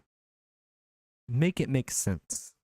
Are experiencing food insecurity, and more than 60 are going to eat and have a house. 60% of them can't comfortably afford housing, and quarter of them can't eat. 1/5 of active service families and nearly 40% of veteran families surveyed reported less than $500 of emergency savings or no emergency savings fund. And over 3/4 of military families indicated that they carry debt. Almost 40,000 veterans are without shelter in the US on any given night. The leading causes of homelessness among vets are PTSD, social isolation, unemployment and substance abuse. Veterans account for 11% of homeless adults in the US. Sounds to me like a system that could be radically improved with a few key decisions and a few audits. Although sometimes I read stuff like that and I feel despair, sometimes I see people like that defense minister and I feel hopeless. Actually, it shows that the room for improvement is so vast that we would have to be stupid not to demand it. We'd have to be stupid not to put aside cultural differences and come together in order to prioritize what are plainly the defining problems of our time. Corruption, systemic abuse of power that takes place beyond the reach of democracy, i.e. whether you vote Republican or Democrat, you're gonna get some version of this. So we have to form new alliances, we have to form a new agenda, we have to create a new manifesto. Because it's disgusting to me that people that give their lives in service, whether they actually die for it or not, are ending up homeless, are unable to afford food and shelter, while the Pentagon are unable to pass a bloody audit, and while the representatives of the defense industry just haughtily dismissed the inquiries of an on-screen journalist. We have to demand better. We have to put aside all other arguments until these problems are addressed. But that's just what I think. Let me know what you think in the comments and chat. I'll see you in a second. Well put, Russell. Well put. Something's got to give. On the free internet here on Rumble. Something's got to give. On YouTube. Sniff me some citrus, baby. My snout's getting stronger by the second. I'm being joined now by friend of the show, Branko Marcetic, an investigative journalist for Jacobin, the author of Yesterday's Man, the case against Joe Biden. This is a really cool quote from Branko to get you in the mood. So sit yourself down in your chair, wherever you are, and listen to this. It's going to get you hot and wet for Branko. This is a Branko quote.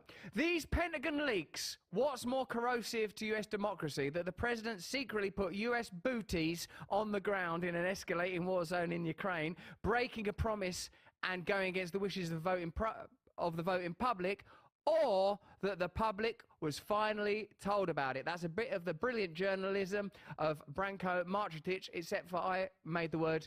I said booties instead of boots. I don't know why I did that now. I don't know why I did it. It was silly. Branko, thanks for joining us. Hey, thanks for having me. Thank you for correcting the record there. That's important.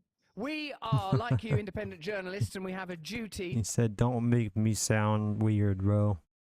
I need to sound legitimate. I'm trying to have a career and be taken serious with the stuff I'm reporting. But please don't do that to me.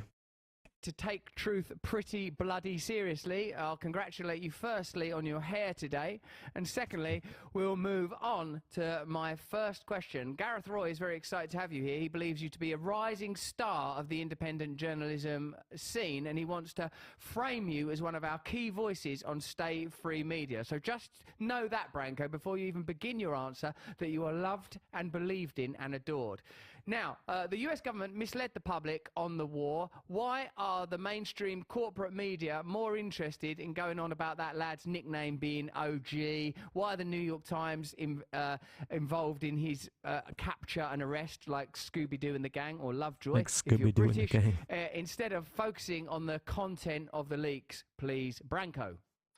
I mean, yeah, why are they doing that? that? A pattern that happens every time there's a major leak that exposes something politically inconvenient or embarrassing or even scandalous, particularly from the US government. I can give you a number of examples. I mean, basically, some of the biggest leaks in US history, you think about Daniel Ellsberg and the Pentagon Papers, you think about the various leaks that WikiLeaks put out under Julian Assange, the Snowden leaks, Chelsea Manning's contributions to the Assange WikiLeaks stuff. All of these people were, rather than, alongside, writing about the genuinely kind of scandalous and revelatory stuff that they revealed, at the same time, there was this obsession among certain segments of the press on, were these people, are they heroes or traitors? Are they good people? Let's talk about some of their misdeeds. Sometimes, misdeeds are completely imagined in the case of Snowden, who's been accused of being a Russian and a Chinese spy and all this kind of stuff. And then also sometimes, very real misdeeds. I think Assange, the sexual assault allegations against Assange were credible. Obviously, this latest leaker has this record of making offensive and racist comments and so on and so forth. But the entire time that we're talking about whether these people are good or bad and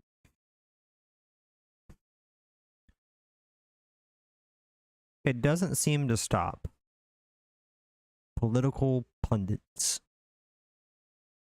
from making headway when they are caught doing bad things.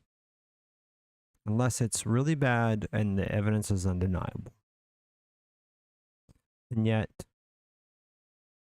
when we have somebody leaking information,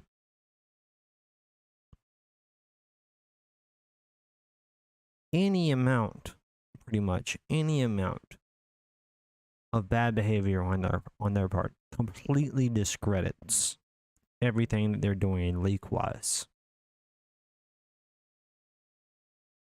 Make that make sense. Whether they, are deserving of our respect or our valorization, we're not talking about the actual stuff that they revealed. In the case of WikiLeaks, it was evidence of war crimes by U.S. and coalition forces in Iraq and other places. In this case, I mean, there's so much important that's come out of this leak. I would say number one, the fact that the Biden administration apparently does have boots in the ground, despite saying it would not deploy troops. that has, dozens of special forces personnel in Ukraine, as does the whole of NATO. I think it's saying like 97 people. And on top of that, I mean, there's this major revelation about how easily this war could have already spiraled into all out, World War III or nuclear catastrophe. There was this incident last year where Russian and British pilots kind of got into a scrape over the Black Sea. We heard about it. There was a bit of alarm over it, but we didn't quite know the full details. Now it turns out that actually the Russian jet, the Russian pilot, misunderstanding instructions from radar operators, fired the missile at the British jet, and the missile malfunctioned, and nothing happened. But I mean, if that malfunction hadn't happened in the nick of time, this could have been a very different thing. I mean, this could have been absolutely disastrous. I mean, that's two things out of the many things that have come out. But these are very important Let me topics run to this back discuss. a bit. Hold on. The Russian pilot, misunderstanding instructions from radar operators, fired the missile at the British jet, and the missile malfunctioned, and nothing happened. But I mean, if that malfunction hadn't happened in the nick of time, this could have been a very different thing. I mean, this could have been absolutely disastrous. I mean, that's two things out of the many things that have come out. But these are very important topics to discuss in the context of this ever escalating war, and we don't talk about them because we're focused on, is this person? I wonder, would retaliation have to have been made? That single jet shooting down that single other jet.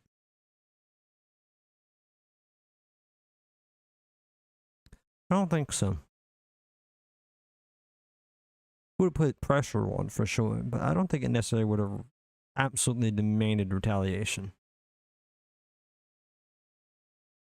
I think at one time it could be brushed away. Not saying whether or not it should be, but it could have been. It is an interesting thing to consider, though. Good or bad. Why can't the US be honest about the extent of their involvement in this conflict, plainly admitting that there are American personnel within Ukraine? And why can't the mainstream media hold them to account when these leaks are made? Why does this consensus to maintain one narrative exist, Branko?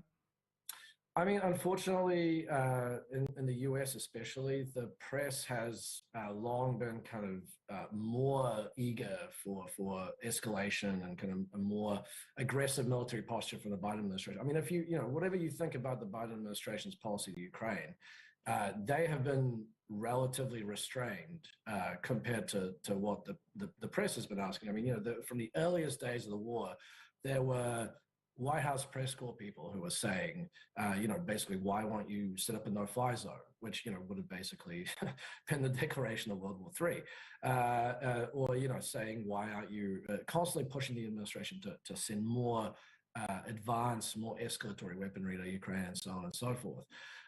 So I think for that segment of the media that kind of wants a more aggressive, confrontational posture from the United States government, it doesn't pay to talk about the risks. It doesn't pay to talk about, the way that the US government has actually misled the public around its already fairly deep involvement in this war. And I mean, for the Biden administration, of course, it wants to maintain this idea that, we're having a hands-off approach. This is not a proxy war. This is not a conflict between the US and Russia, or between NATO and Russia. We're merely providing support to Ukraine that it wants. We're not ourselves actively, belligerents in this war, because I think for domestic consumption, it convinces people that, hey, the US elite, the US officials have not sort of blundered the country into yet another potentially catastrophic war. And I think on the international stage, it has this benefit of making the United States seem like a kind of honest broker in this war, rather than, what Lula, the president of Brazil, recently said, which is that, it's been sort of encouraging the prolonging of the war that's been going on. Why is... Yeah, I think it's very clearly on our agenda to continue to maintain the drain on Russian assets and continue to keep pumping up the economic motion involved into putting resources into Ukraine.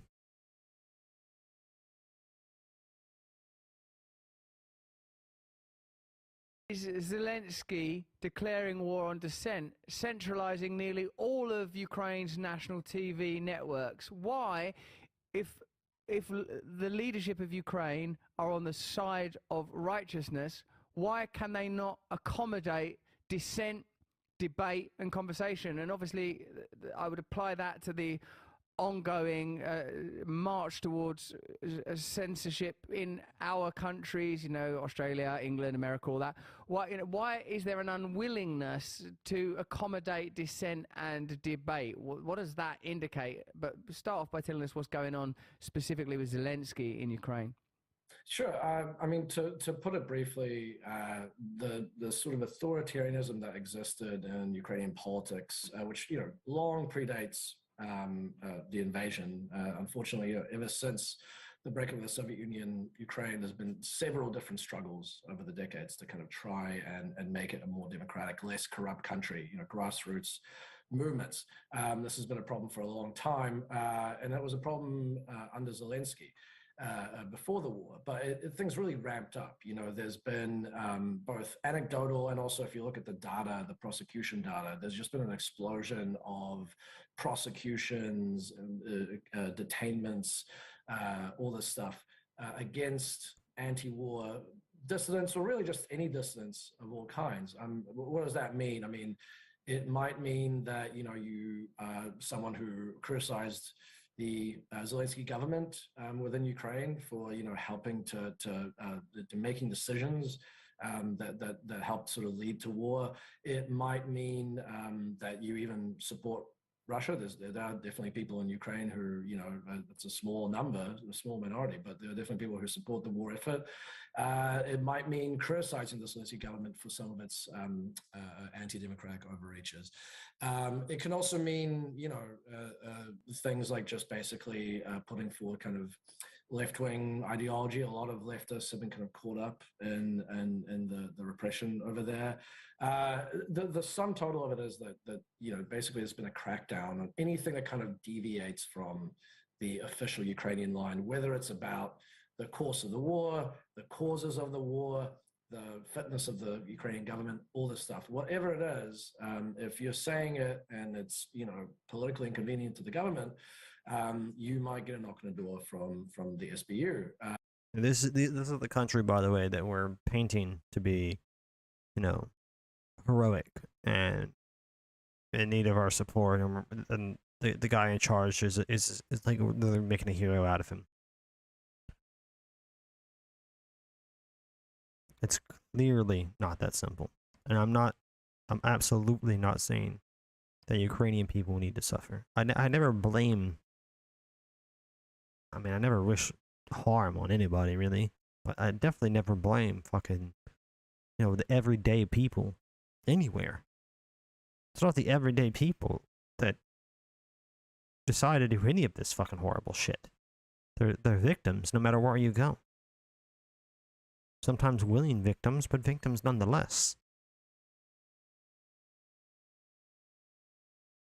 The Ukrainian government, on the other hand, who we've painted out to be, you know, pretty good, has a long history of corruption. A long history of corruption. Just look into it. Yet, you won't see that in popular media coverage at all. Some things to think about. Now, in terms of why this is happening, I mean, there's two explanations. Number one, obviously, Ukraine's been invaded by a larger neighboring power. Any country that comes under foreign attack, under outside attack, and in wartime, you see typically a centralization of government power. You see things like censorship policies being put into place. You know, it happened under Lincoln during the Civil War. I mean, it happened, just think about what happened with the United States after September 11 and how that kind of led to a centralization of a bunch of repressive powers. And so it's not surprising that Ukraine, being under attack, has kind of resorted to this very classic method of sort of control and unity during wartime. However, that's not the full story, because this was happening, like I said, long before, under multiple presidents. But you know, ramped up under Zelensky too, who well before the war, when his approval ratings had plummeted, and you know he had actually faced some pretty bad outcomes in you know municipal elections around the country, started to go after his opposition. You know, he sanctioned the kind of a leading opposition bloc, and basically through that got rid of a bunch of opposition media.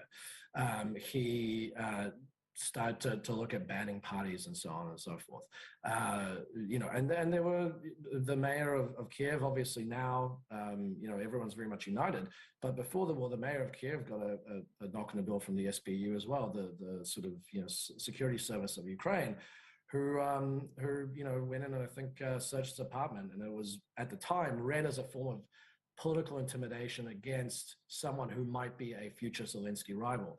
So it's those two things combining. That there was already a trend towards authoritarianism under Zelensky's rule, but the war has, for multiple reasons, kind of made that just go to a far more extreme level than it was before. Good analysis, Branko. Thanks very much. Some of it is legitimate and understandable. When a nation is under attack, there is a requirement for authoritarianism, centralized control, and a clear agenda that can be pursued without, one might query or quibble about the idea of necessary dissent or necessary opposition, but certainly that makes sense and is understandable. But there is some politics as usual, wiping out of opposition. Furthermore, I wonder how it relates to the post-war plan to rebuild Ukraine in partnership with BlackRock, eliminating the potential for a Ukrainian trade union movement to be able to meaningfully oppose the kind of restrictions and conditions that any centralized and financially underwritten project of that nature would likely impose. Branko, thank you so much for joining us. I'm glad you're a regular contributor to our show. You're certainly a valued addition. You can follow Branko's work on Jacobin, and his book, Yesterday's Man, The Case Against Joe Biden, is available to buy using money right now. Thank you, Branko. How else do you buy it? Cheers, I appreciate it. How else do you Cheers, buy? man. How See else do you you buy soon. anything? We've got a great show coming up for you tomorrow. We'll be asking and then answering this question. Is Taiwan the new Ukraine? Why don't you tell us in the comments and chat if you're up to speed, because we're going to tell you some interesting things. Hey, why don't we have a look in the gallery, Dan, at all of the people that are doing their work? I love seeing that it those actually got guys. support. I enjoy seeing it. Have a look at the whole team now doing their work in there, and then would you put it up on the screen so as I can see them as well? It gives me some joy. We've also got some damning off YouTube information about vaccines and vaccine injury to tell you about. We've got Biet Simkin. There you go. There's Lara. She's doing social media. There's Joe doing audio. There's look at this fantastic team of people toiling right now tight room to to bring fucking you necessary truths. Young Al, they had a very do that birthday only recently. So sometimes Al doesn't post the entire show up when they're pre-recorded shows. Do you, Al? Do you? You don't, do you? You can't be relied on to do that. Remember that face? He's the sort of fool who'd fill in a spoof assassination form without even knowing it was a parody. We've also got some fantastic guests coming on the show tomorrow. We've got Biet Simkin, my friend and breathwork teacher. You can sign up to Locals for more exclusive content. You can watch live podcast recordings. You can come here to Stay Free HQ and join us. I do weekly meditations, bespoke and tailored to your needs. Gareth, do you need guided meditation? I need an orange, that's all I need. My friend, thanks so much. Take that and sniff it. Sniff Dude, yourself do we ever get to the well. orange thing? And should you need a pudding, I got one I want in. No, I'm fine. If you need How did we ever cover the orange no thing? spoon required. I'm okay. No spoons here, baby. I understand. Take that pudding straight from the source. Yep. Hey, pudding! I get it.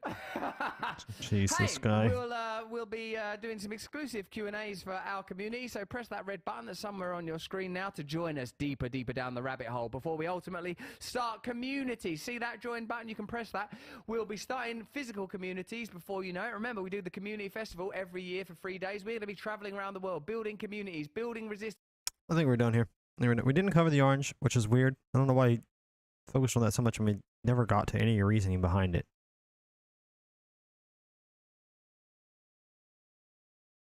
Odd. But I'm gonna try to end this, or end us watching this newscast before he plays the freaking music at the end, because that shit flags me every time for copyright. It's that song. Very annoying, but we deal as we must. So yeah, that's that on that. I got a couple more things coming up.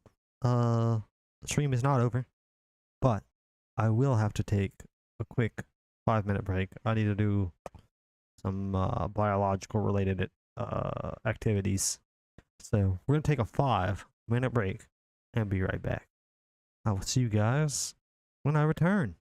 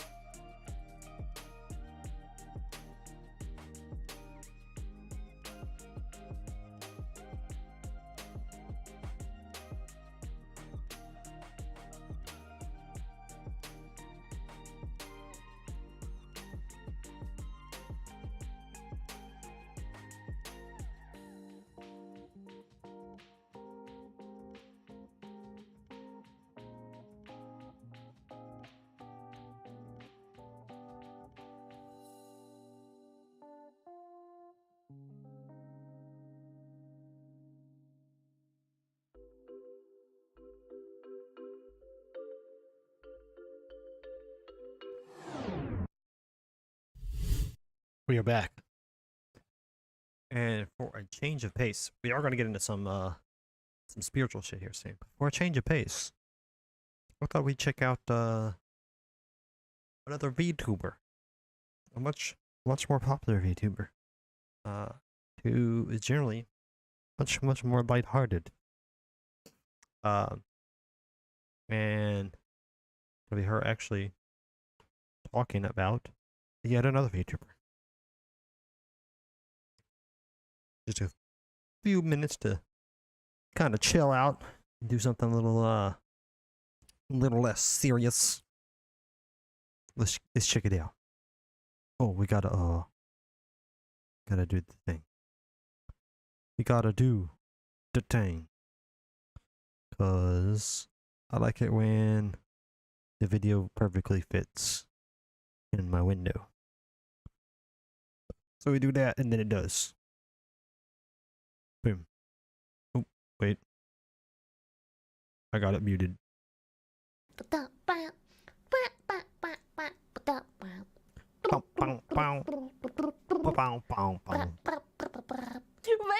Wait, did Saikuno, wait! The typing noises, bro. I fucking love them. she spelled out. I do so much to make my mic not pick up background noises that she just lets hers go. I guess she probably has like a fucking access to an actually quiet room. I do not. Spoiler there. Sneak peek into my life. Whatever you want to call that. Anyway. But yeah. I think normally you don't want your mic to pick up noises like that, but it works so well for her. She just starts slapping that damn keyboard and you like really get the sense of that she's like hard mode fucking searching up something. My name's wrong.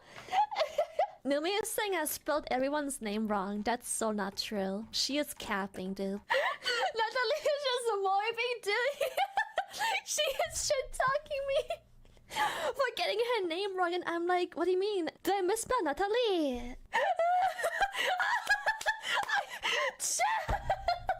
I gaslit Saikuno into thinking she's actually called Natalie.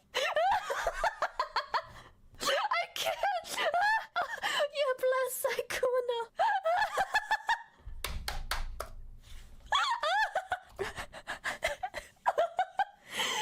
Saikuno just. Oh my god, chat. Saikuno just. I just called Toxic, Natalie bro. just This is Nat for toxic. short. I called Natalie Nat for short. So Saikuno googled Nat and it Google translated to wet. So I said, do you know how a lot of parents give children names that have deep meanings? Nomi's parents did that too when they called her Natalie.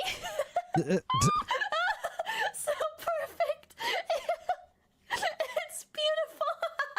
Stop gaslighting Saikuno. I have to. Oh my god, that calling. Confirmed toxic VTuber. Oh, so now you want to say my name right. It was so funny. I woke up early and everything going, oh, I said, wow, the things I do for love. I drove to the store to buy myself an energy drink. And then I get an announcement from my good old buddy, Shy Lulu, to see, hanging out with Natalie, Saikuno, and Shido.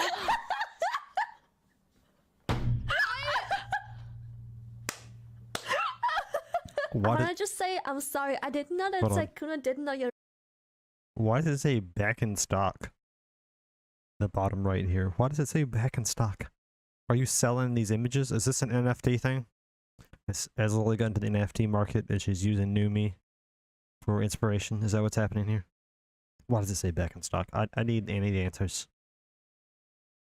This would be one of those times it'd be great to have a really active chat. They could just go Google shit for me or just, you know, people that are really involved in VTuber culture that would be in chat. So I could just be, oh, yeah, it's this.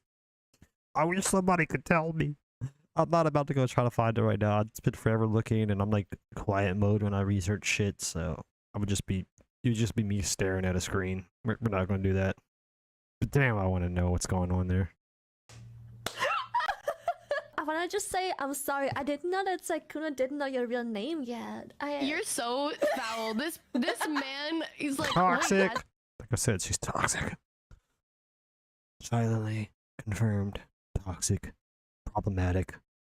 Problematic streamer. What's your real name? I told him before. And he... Well, can I get more monotone? Sorry, Lily. Confirmed. Problematic streamer. Now we know. He just sent him into forgetting what he... So he knew and he just forgot. Natalie Agatha Baboingo, yes. You didn't have to say my full name like that. Sometimes it makes me feel powerful. You say that in real life, girl. To be able to convince people of lies? That makes you feel powerful? You The toxicity adds up, bro. Natalie, my You go whole... piss, girl. I hate you. Excuse me? Did you say my whole... Yeah. Literally shitto. I'm gonna kill you. I'm gonna kill you, man. Hi. Being a pirate is all that I need to let you on, cause the pirate is rain. I want to kill you. Hi. Okay. Bliss. Alright, see? I can do lighthearted stuff. I can be not serious. I can do the tang. See? See? See? Look, I got one more for us too. This one I found on what they call... Oops, hold on. I just realized I have another window up that I don't need open. Alright, anyway. I found on what they call the Twitter. This is from the Twitter. Bloop.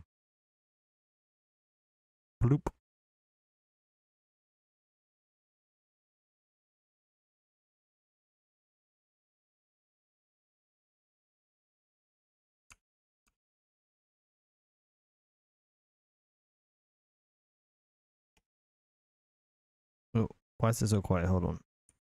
We must correct this.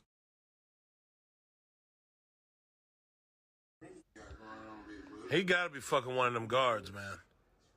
You gotta be Nigga fucking got him guards. a rack of Popeyes in there. Bitch, a big old nigga box, too. Hey, you just gotta be paying somebody, got bro. 15 pieces. Money go a long way This than I asked, country dude. ass nigga done turned his bed to a hibachi top. Oh, hell no. This nigga so institutionalized. He think this good. Nigga talking about, yes, sir. Why don't you just take the top off it? What type of... Okay, now, He wanted to just bitch. get some drops. What is this? What is this, though? Who cares? Why does this matter? Who the fuck cares? What I don't get is how happy he is about this shit. This nigga is ecstatic. What? What? And I got the big cup. Okay, big guy. Yeah. Why does that look like a fucking massive... Where are we gonna go there? This dude, what the fuck was going on in this video, bro? I didn't understand anything that was happening in this video. Not a damn thing. Not a damn thing, bro. I mean, why did you gut your Subway sandwich? I don't understand that. What was you doing with that? What was in that bowl? And was those Takis he was chopping up? And why was he chopping them up? I realized, like, most of this, it's just, I feel like it's just all out of context. Like, he probably did something cool with that fucking Subway. He probably did something cool with them Taki choppings. I don't know what I don't know what to think about the damn shit he mixed up. I don't know. But I feel like there was probably something cool going on with those other two things, but we just never got we never saw what actually happened.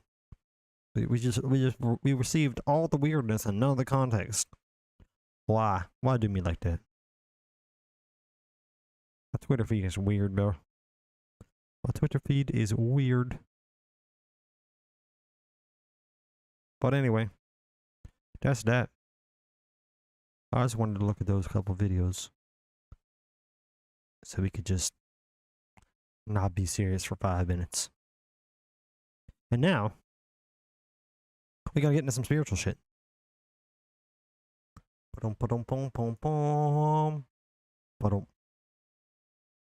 Check it out. We're doing another Rabbi Simon. Maybe it's Simon. Rabbi Simon Jacobson. This guy is pretty cool. He seems very down to earth. Wise old Jewish guy. Let's see what he's got to say about the Bible revealing the entire purpose of creation. Oh, do tell. Oh, do tell. Oh, damn, another muted tab.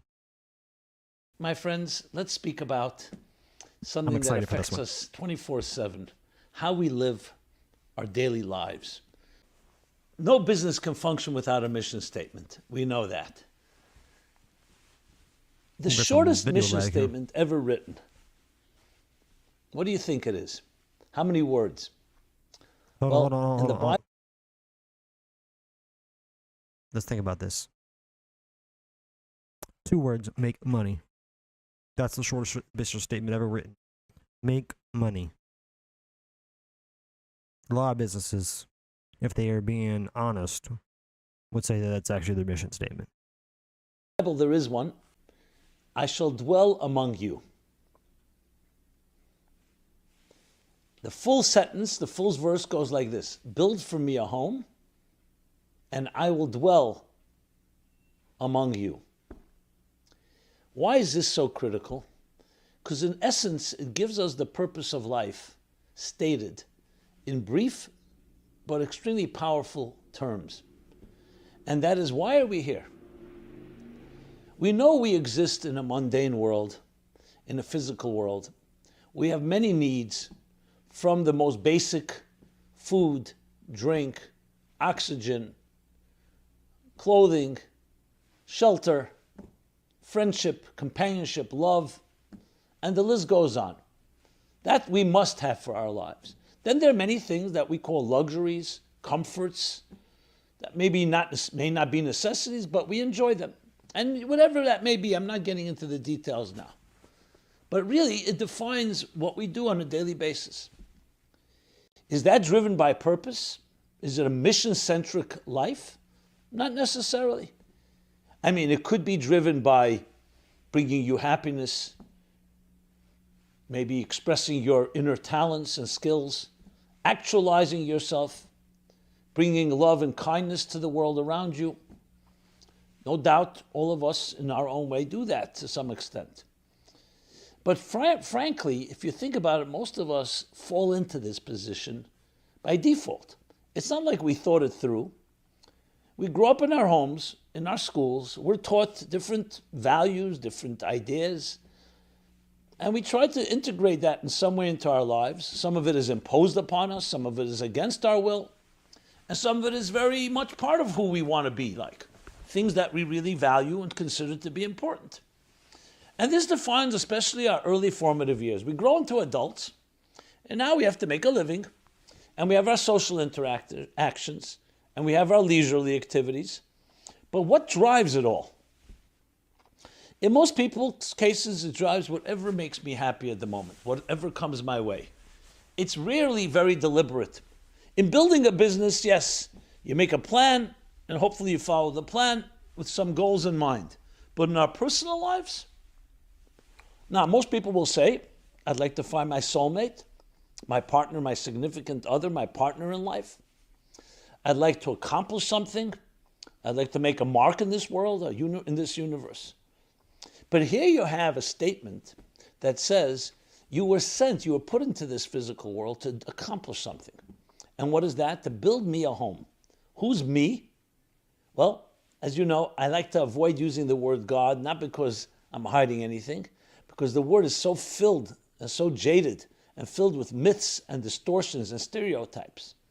What it really means is build for me some higher presence. Create a home, an environment, a place where I'm comfortable. Let's put it into very personal psychological terms. What does a real home look like? What does a home look like? Now, we know a home should have a roof over your head, should protect you from the elements, should provide warmth and shelter and security in a hostile world. But there are many levels of that. You can have a home that just gives you the bare minimum. Yes, it won't rain into your house. It won't snow into your home. But not necessarily it's a home filled with love. There are homes that are mansions where you have plenty of space, but you don't feel a reverberating sense of kindness, of love.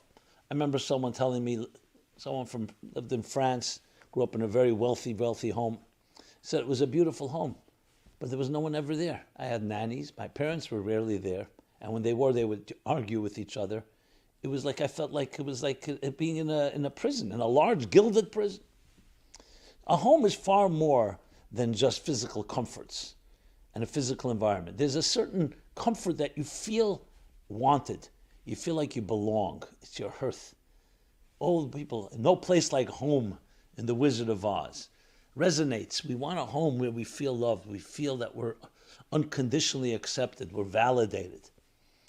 A home where you feel continuously criticized, invalidated, attacked, and not feeling that you can just be comfortable in your own skin can be a physical house, but is it a home?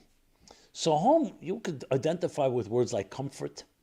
And I mean comfort, not the comfort zone, but the security in the full sense of the word, not just physical security, emotional, psychological.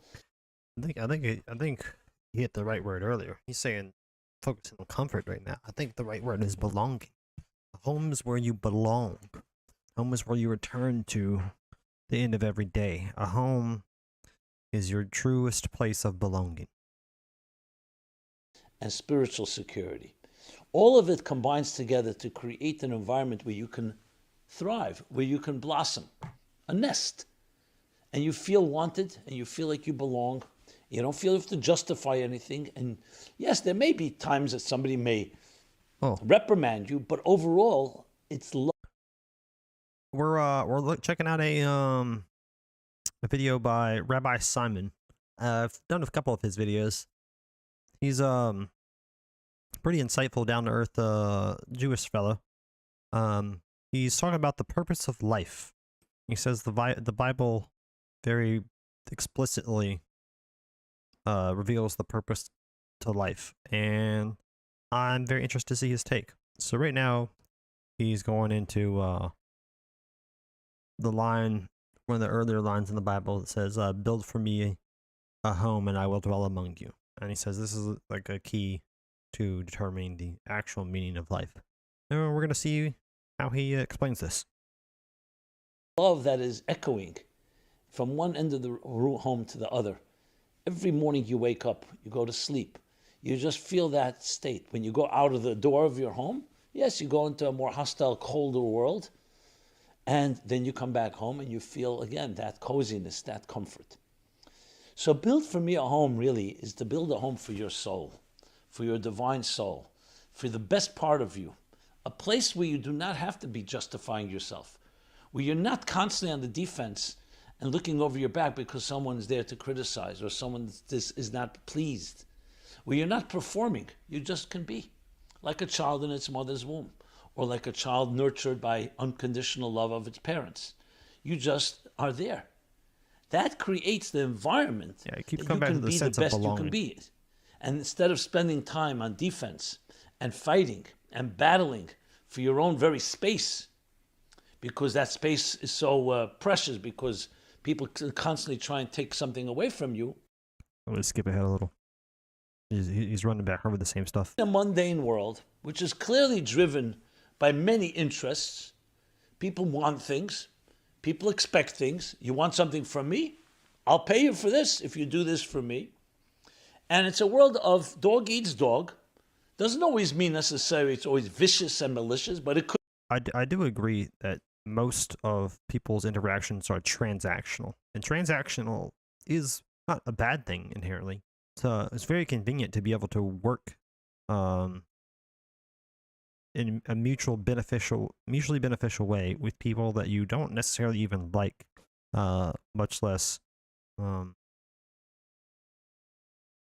enough in common with to work together on a less transactional basis. It's one of the great successes of our society is that we can expect to be able to have a positive transactional experience with most people that we encounter in a given day. And if not, at the very least, we expect to be left alone. But that being said, yeah, there's real sense that transactional experiences lack any depth and do not provide fulfillment in the sense that a deeper relationship does. And some people really lack anything beyond the transactional. Could be. But even at its best, it's a negotiation. You don't just get unconditional anything. There's no such thing as unconditionality. Things are always based on some negotiation, on some give and take. A home is meant to be a place where there is unconditional love. It's not based on any requirements. You just are loved for who you are. Not because of your performance, or your buying power, or your social status, or your looks, or your appeal. All those things are beautiful, but that's not what defines how you're accepted.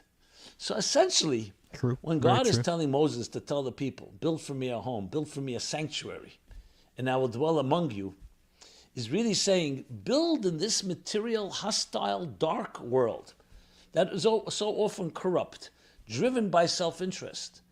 Build for me a spiritual environment, a transcendent place.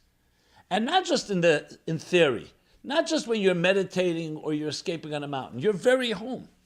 Your heart and soul should be able to be comfortable in an environment like that. When you think about it, it's so refreshing, more than refreshing, it's revolutionary. Because we're never told, we're rarely told, I should say, that is the purpose of your life, to build that home. And you know what that means? By extension, it's not just the home. Then it creates an environment where you're comfortable. So then you shine with your unique light. You sing your unique song. The way you interact with people, instead of being on the defensive or always wondering what somebody wants. It's a very passive type of meaning, if he's trying to present that as the actual ultimate meaning. Normally people would think of that as the kind of thing that is done in order to facilitate something else. You create a safe environment in order to facilitate your ability to explore things outside of maintaining your own safety. He's basically saying the procurement of a safe environment, and safe meaning more than just physical safety, but like mental and I guess spiritual. But the procurement of a safe environment is in itself the meaning, which I have a hard time understanding as a a meaningful meaning. We'll let him cook. Or am I being accepted or not accepted? You're able to spread your wings and really extend and express who you truly are. That's what a home creates. When you observe a nest, the little chicks, even as they're babies, they're protected. They're protected by their parents. They're fed. And that builds the confidence that when they're ready to take flight, they have built the foundation. Many of us take flight in an environment where we have not necessarily been given all that comfort and nurturing. And that is all included in this concept. If you think about it, then ask yourself the question, what does your home look like? Did you grow up in a home of this nature? How can you build one? When you know what you're looking for, it's much easier to build them than just saying, I know what I'm lacking. So here we have not just what are you lacking, even if you may be lacking, you know what do you need to build. How do we build a home? You build a home first by being comfortable in your own self, by recognizing that the primary driving force that defines you is your soul, not your body. True. Yes, it's the body that is most obvious, that we all experience on our sensory level, what we see and what we hear and what we taste and touch and smell. The body is also very demanding. A lot of people do get lost in those demands. It demands a certain amount of physical, tactile comfort, supply of food, temperature management to at least some degree, water, sleep,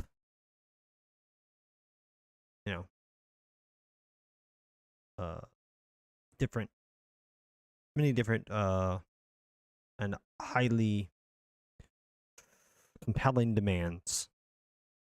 There's also, you know, the need for stimulation. I would say that's more a body thing. It's kind of a mind thing, but I think it's actually more related to your existence within a physical body than it is to your possession of a mind. You need stimulation. You need stuff to engage you, and that is a lot of demands to meet every single day. A lot of people do get lost in those. But I do think the most important and the most overall, over the long term, demanding things come from a deeper place inside you that is often referred to as the soul. So I would agree with that premise. What other people see. But at the end of the day, you don't want people just judging you by your external projection, even if it's a beautiful one. You have an inner personality. What makes you tick? Who are you in ways that are far more sublime? And in this world, we don't just want to have a home for the physicality of our lives. Sublime we is an want to have a home choice for of our words. spiritual, our psycho-spiritual part of our lives. That our spirituality, our souls, our very personality and our psyches feel comfortable. So many people will say, I'm very comfortable in my home. I have a beautiful home. The heat is up. I can curl up in a warm bed. I have other things that provide for me a certain element of warmth and comfort. But I ask you this question. Does your psyche feel comfortable? Is your personality comfortable? Are you accepted? Are you understood? Or are you have those skeletons and those ghosts and the fears and inhibitions and all the different forces that keep us trapped? So you can be physically comfortable but spiritually very uncomfortable. And a home requires a spiritual comfort, a psychological comfort. When you get that, that gives you the power to really achieve anything you set your mind to do. So it is ultimately discovering transcendence in a mundane environment. Now, why is that difficult, even though it sounds so appealing, is because the mundane, the physical, is often literally holds us in its tentacles. Not because of any malicious reasons, not because it's an enemy, but because by default, that's how it is. You wake up in the morning, what's the first thing you feel? You're hungry, you're thirsty, you're tired. Other needs you may have, because the body speaks to us in a language that we easily understand without effort. The soul, on the other hand, speaks in a far more sublime voice. Anxiety actually is a voice of the soul. Bodies are not anxious. Remember, a corpse without a soul, a dead person is not anxious. Sorry for sounding so morbid. So the very fact that your consciousness also not hungry means that you are aware. Now that awareness can serve us. Bad analogy for sure. A dead person can't be hungry or tired or any of the other things you listed as out of the body. I'm not disagreeing with your point, but yeah, using the dead body is definitely not a good analogous comparison.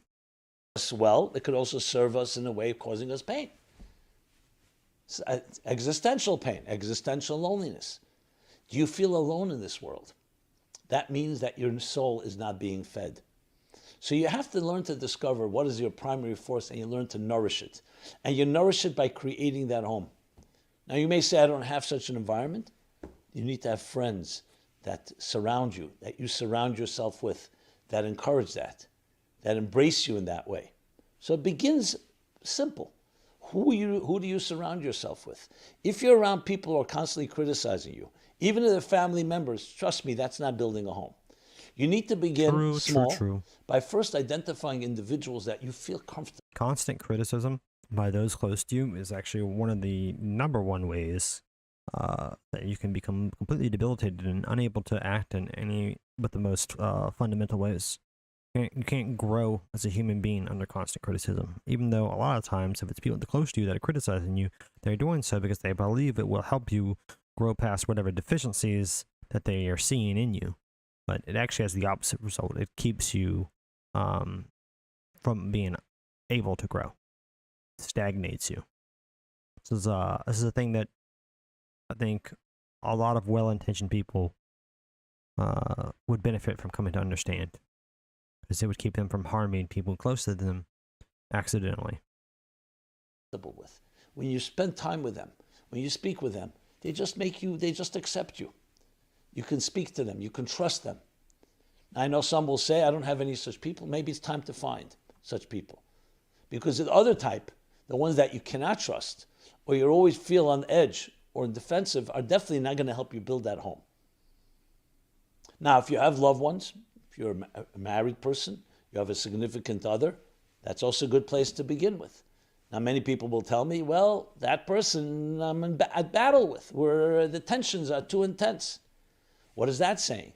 How could that be? That tells you that the closest thing in your life, which is the home you share with another person, is a battle zone.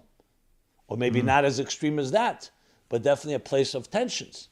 So you need to do something about that. You can't just leave that be, because what that does is, besides the fact of creating this type of hostility, what is it doing to you? It has to put you on edge. It has to be constantly demoralizing and in some way draining your resources.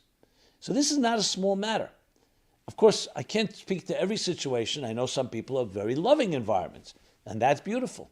If you have that, then you have your nest upon which to build. Then you can always learn to increase it. And not just increase it, but you also invite others in. Because remember, just as much as we need... The more you manage to successfully take care of your own ends, the more you can help other people take care of those.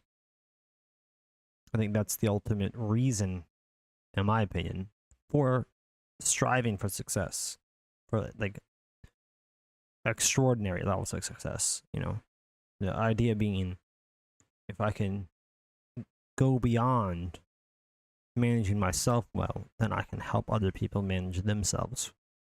I can spread, for lack of a better term, positivity. Others, they also need us. All that is part of building that home. Now, what is transcendence when you think about it? It's like the very word dictates. It's something that transcends the immediate vicissitudes of the tug, of the ebb and flow, and the tug of the twists and turns, and the travails and trials and difficulties of our lives. That's what transcendence is. Some of us experience it through music, through art, through travel. Today, travel may have its own challenges. We experience it sometimes through literature, through love, through romance, through intimacy, through faith.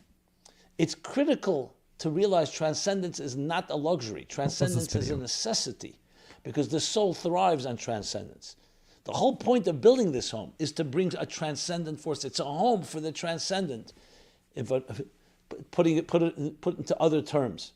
It's a home, building a home for the transcendent in your life. And realizing the transcendent, even though survival perhaps occupies more time. If you sleep 8 hours a night, it's around a third of your life. If it's 7 hours a night, a little less, but it's still pretty dominant. And then when you throw into that eating and drinking and shopping and grooming and all the other things that are there for necessary for survival, where's there room for the transcendent? But the transcendent is the primary force that all this survival is needed. Why are you surviving? Are you working to live, or you live to work?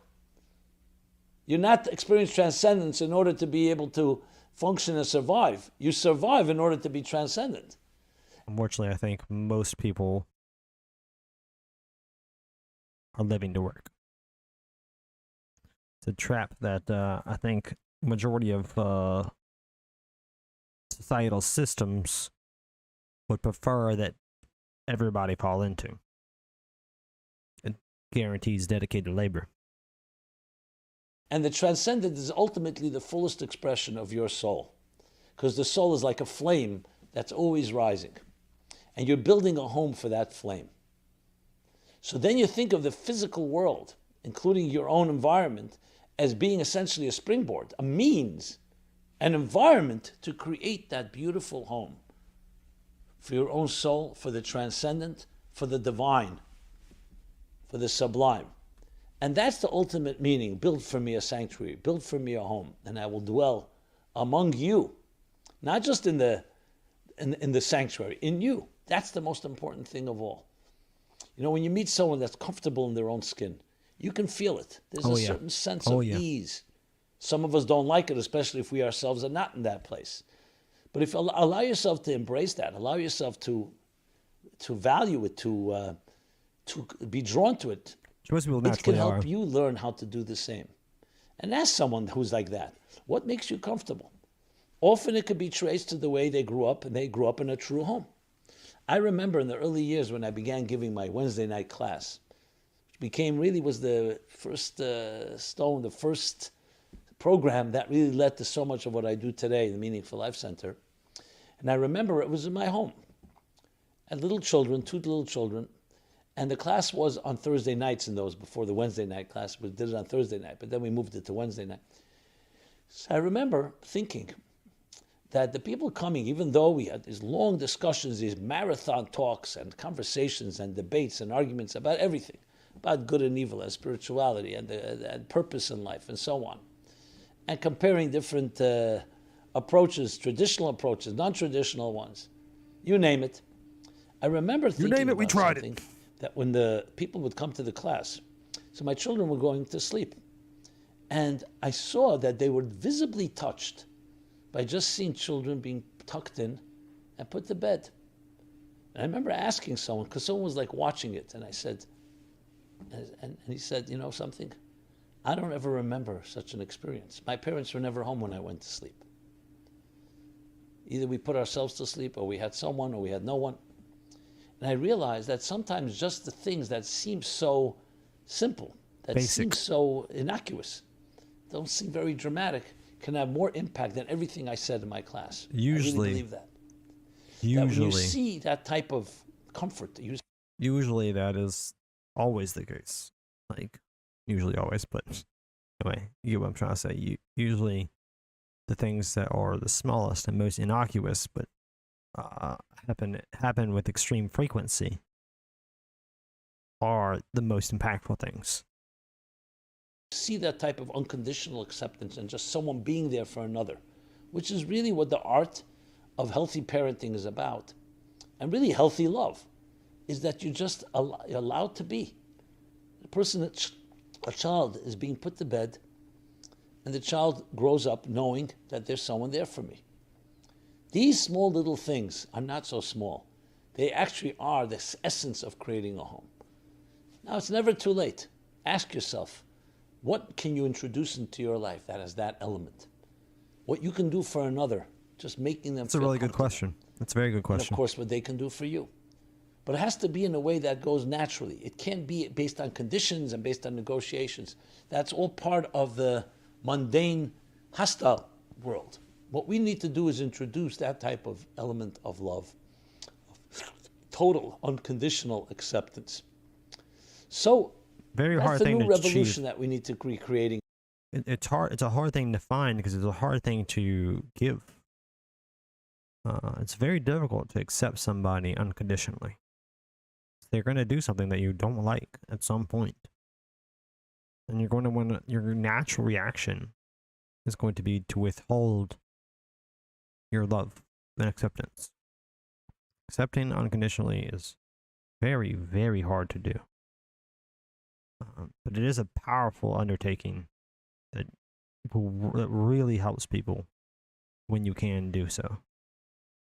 It's why the relationship between parents and children is such a sacred one, because it's the one that most often naturally produces that kind of acceptance. In a world like ours, I really feel confident that we will get there. I've seen enough of heartbreak and misery, of broken homes, of broken promises, of shattered dreams. And I really feel that we're in a place where there's almost like a backlash. You know, when you hit rock bottom, it starts the boomerang effect. That there is a backlash. People are desperate for this. There's been so much of the other version, the pain, the abandonment, the loneliness, the lack of that type of unconditional love, that there is at times a collective type of exponential pain that causes us to say, enough is enough. I'd like to have that simpler version of just an accepted life.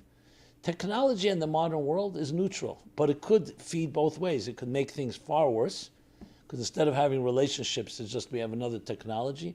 Or if used properly, it can be a tool to bring more warmth and love in this world. Yep. So I hope As the analogy goes, technology is like fire. It has both the potential for great destruction and creation. It's all in how you use it. These words were meaningful. They're coming from my heart and hopefully enter the heart. So this is Simon Jacobson, Meaningful Life. Well, Simon, and not the Simon. lessons of building a home in this mundane, in this challenging, dark, and even hostile world. If you enjoyed what I said, please share it with others. And I'd love to hear your feedback, your thoughts, your comments, your suggestions. Agree and enjoy. Simon Jacobson, Meaningful Life. I don't know if you call that the actual meaning of life. I'd have to ponder on that some more. But it's definitely a good subject to discuss, and you managed to fit some good advice in there, for sure. I'm going to give this an updo. Life Center. Go to meaningfullife.com, where you can find a full schedule of events and programs addressing all types of different issues. Got a lot of feedback of my last Wednesday night class. Did the feminist movement kill feminism? And other topics, some more provocative than others, but addressing the issues that matter so much to our lives to be able to live a truly meaningful life. Everyone be well and be blessed. Thank you so much. Hell yeah, bro. Hell yeah. All right. And with that, we bring today's stream to a close. I'll try to make a 3-hour run as my average, up from 2. We got pretty close today. It's what, we're like 2:40, almost 2:45. We're getting close. We'll keep working at it. I gotta find more things to queue up. It's kind of hard because I never know how much I'm gonna react to something. You know how many things I'll have to say. Sometimes I plan for it to be much shorter and it goes longer. Yeah. Is what it is. It's a work in progress. Anyway, though, all that said, I hope everybody out there has a beautiful rest of their day. I hope life is the journey you need it to be. And until next time, I'm out. Peace.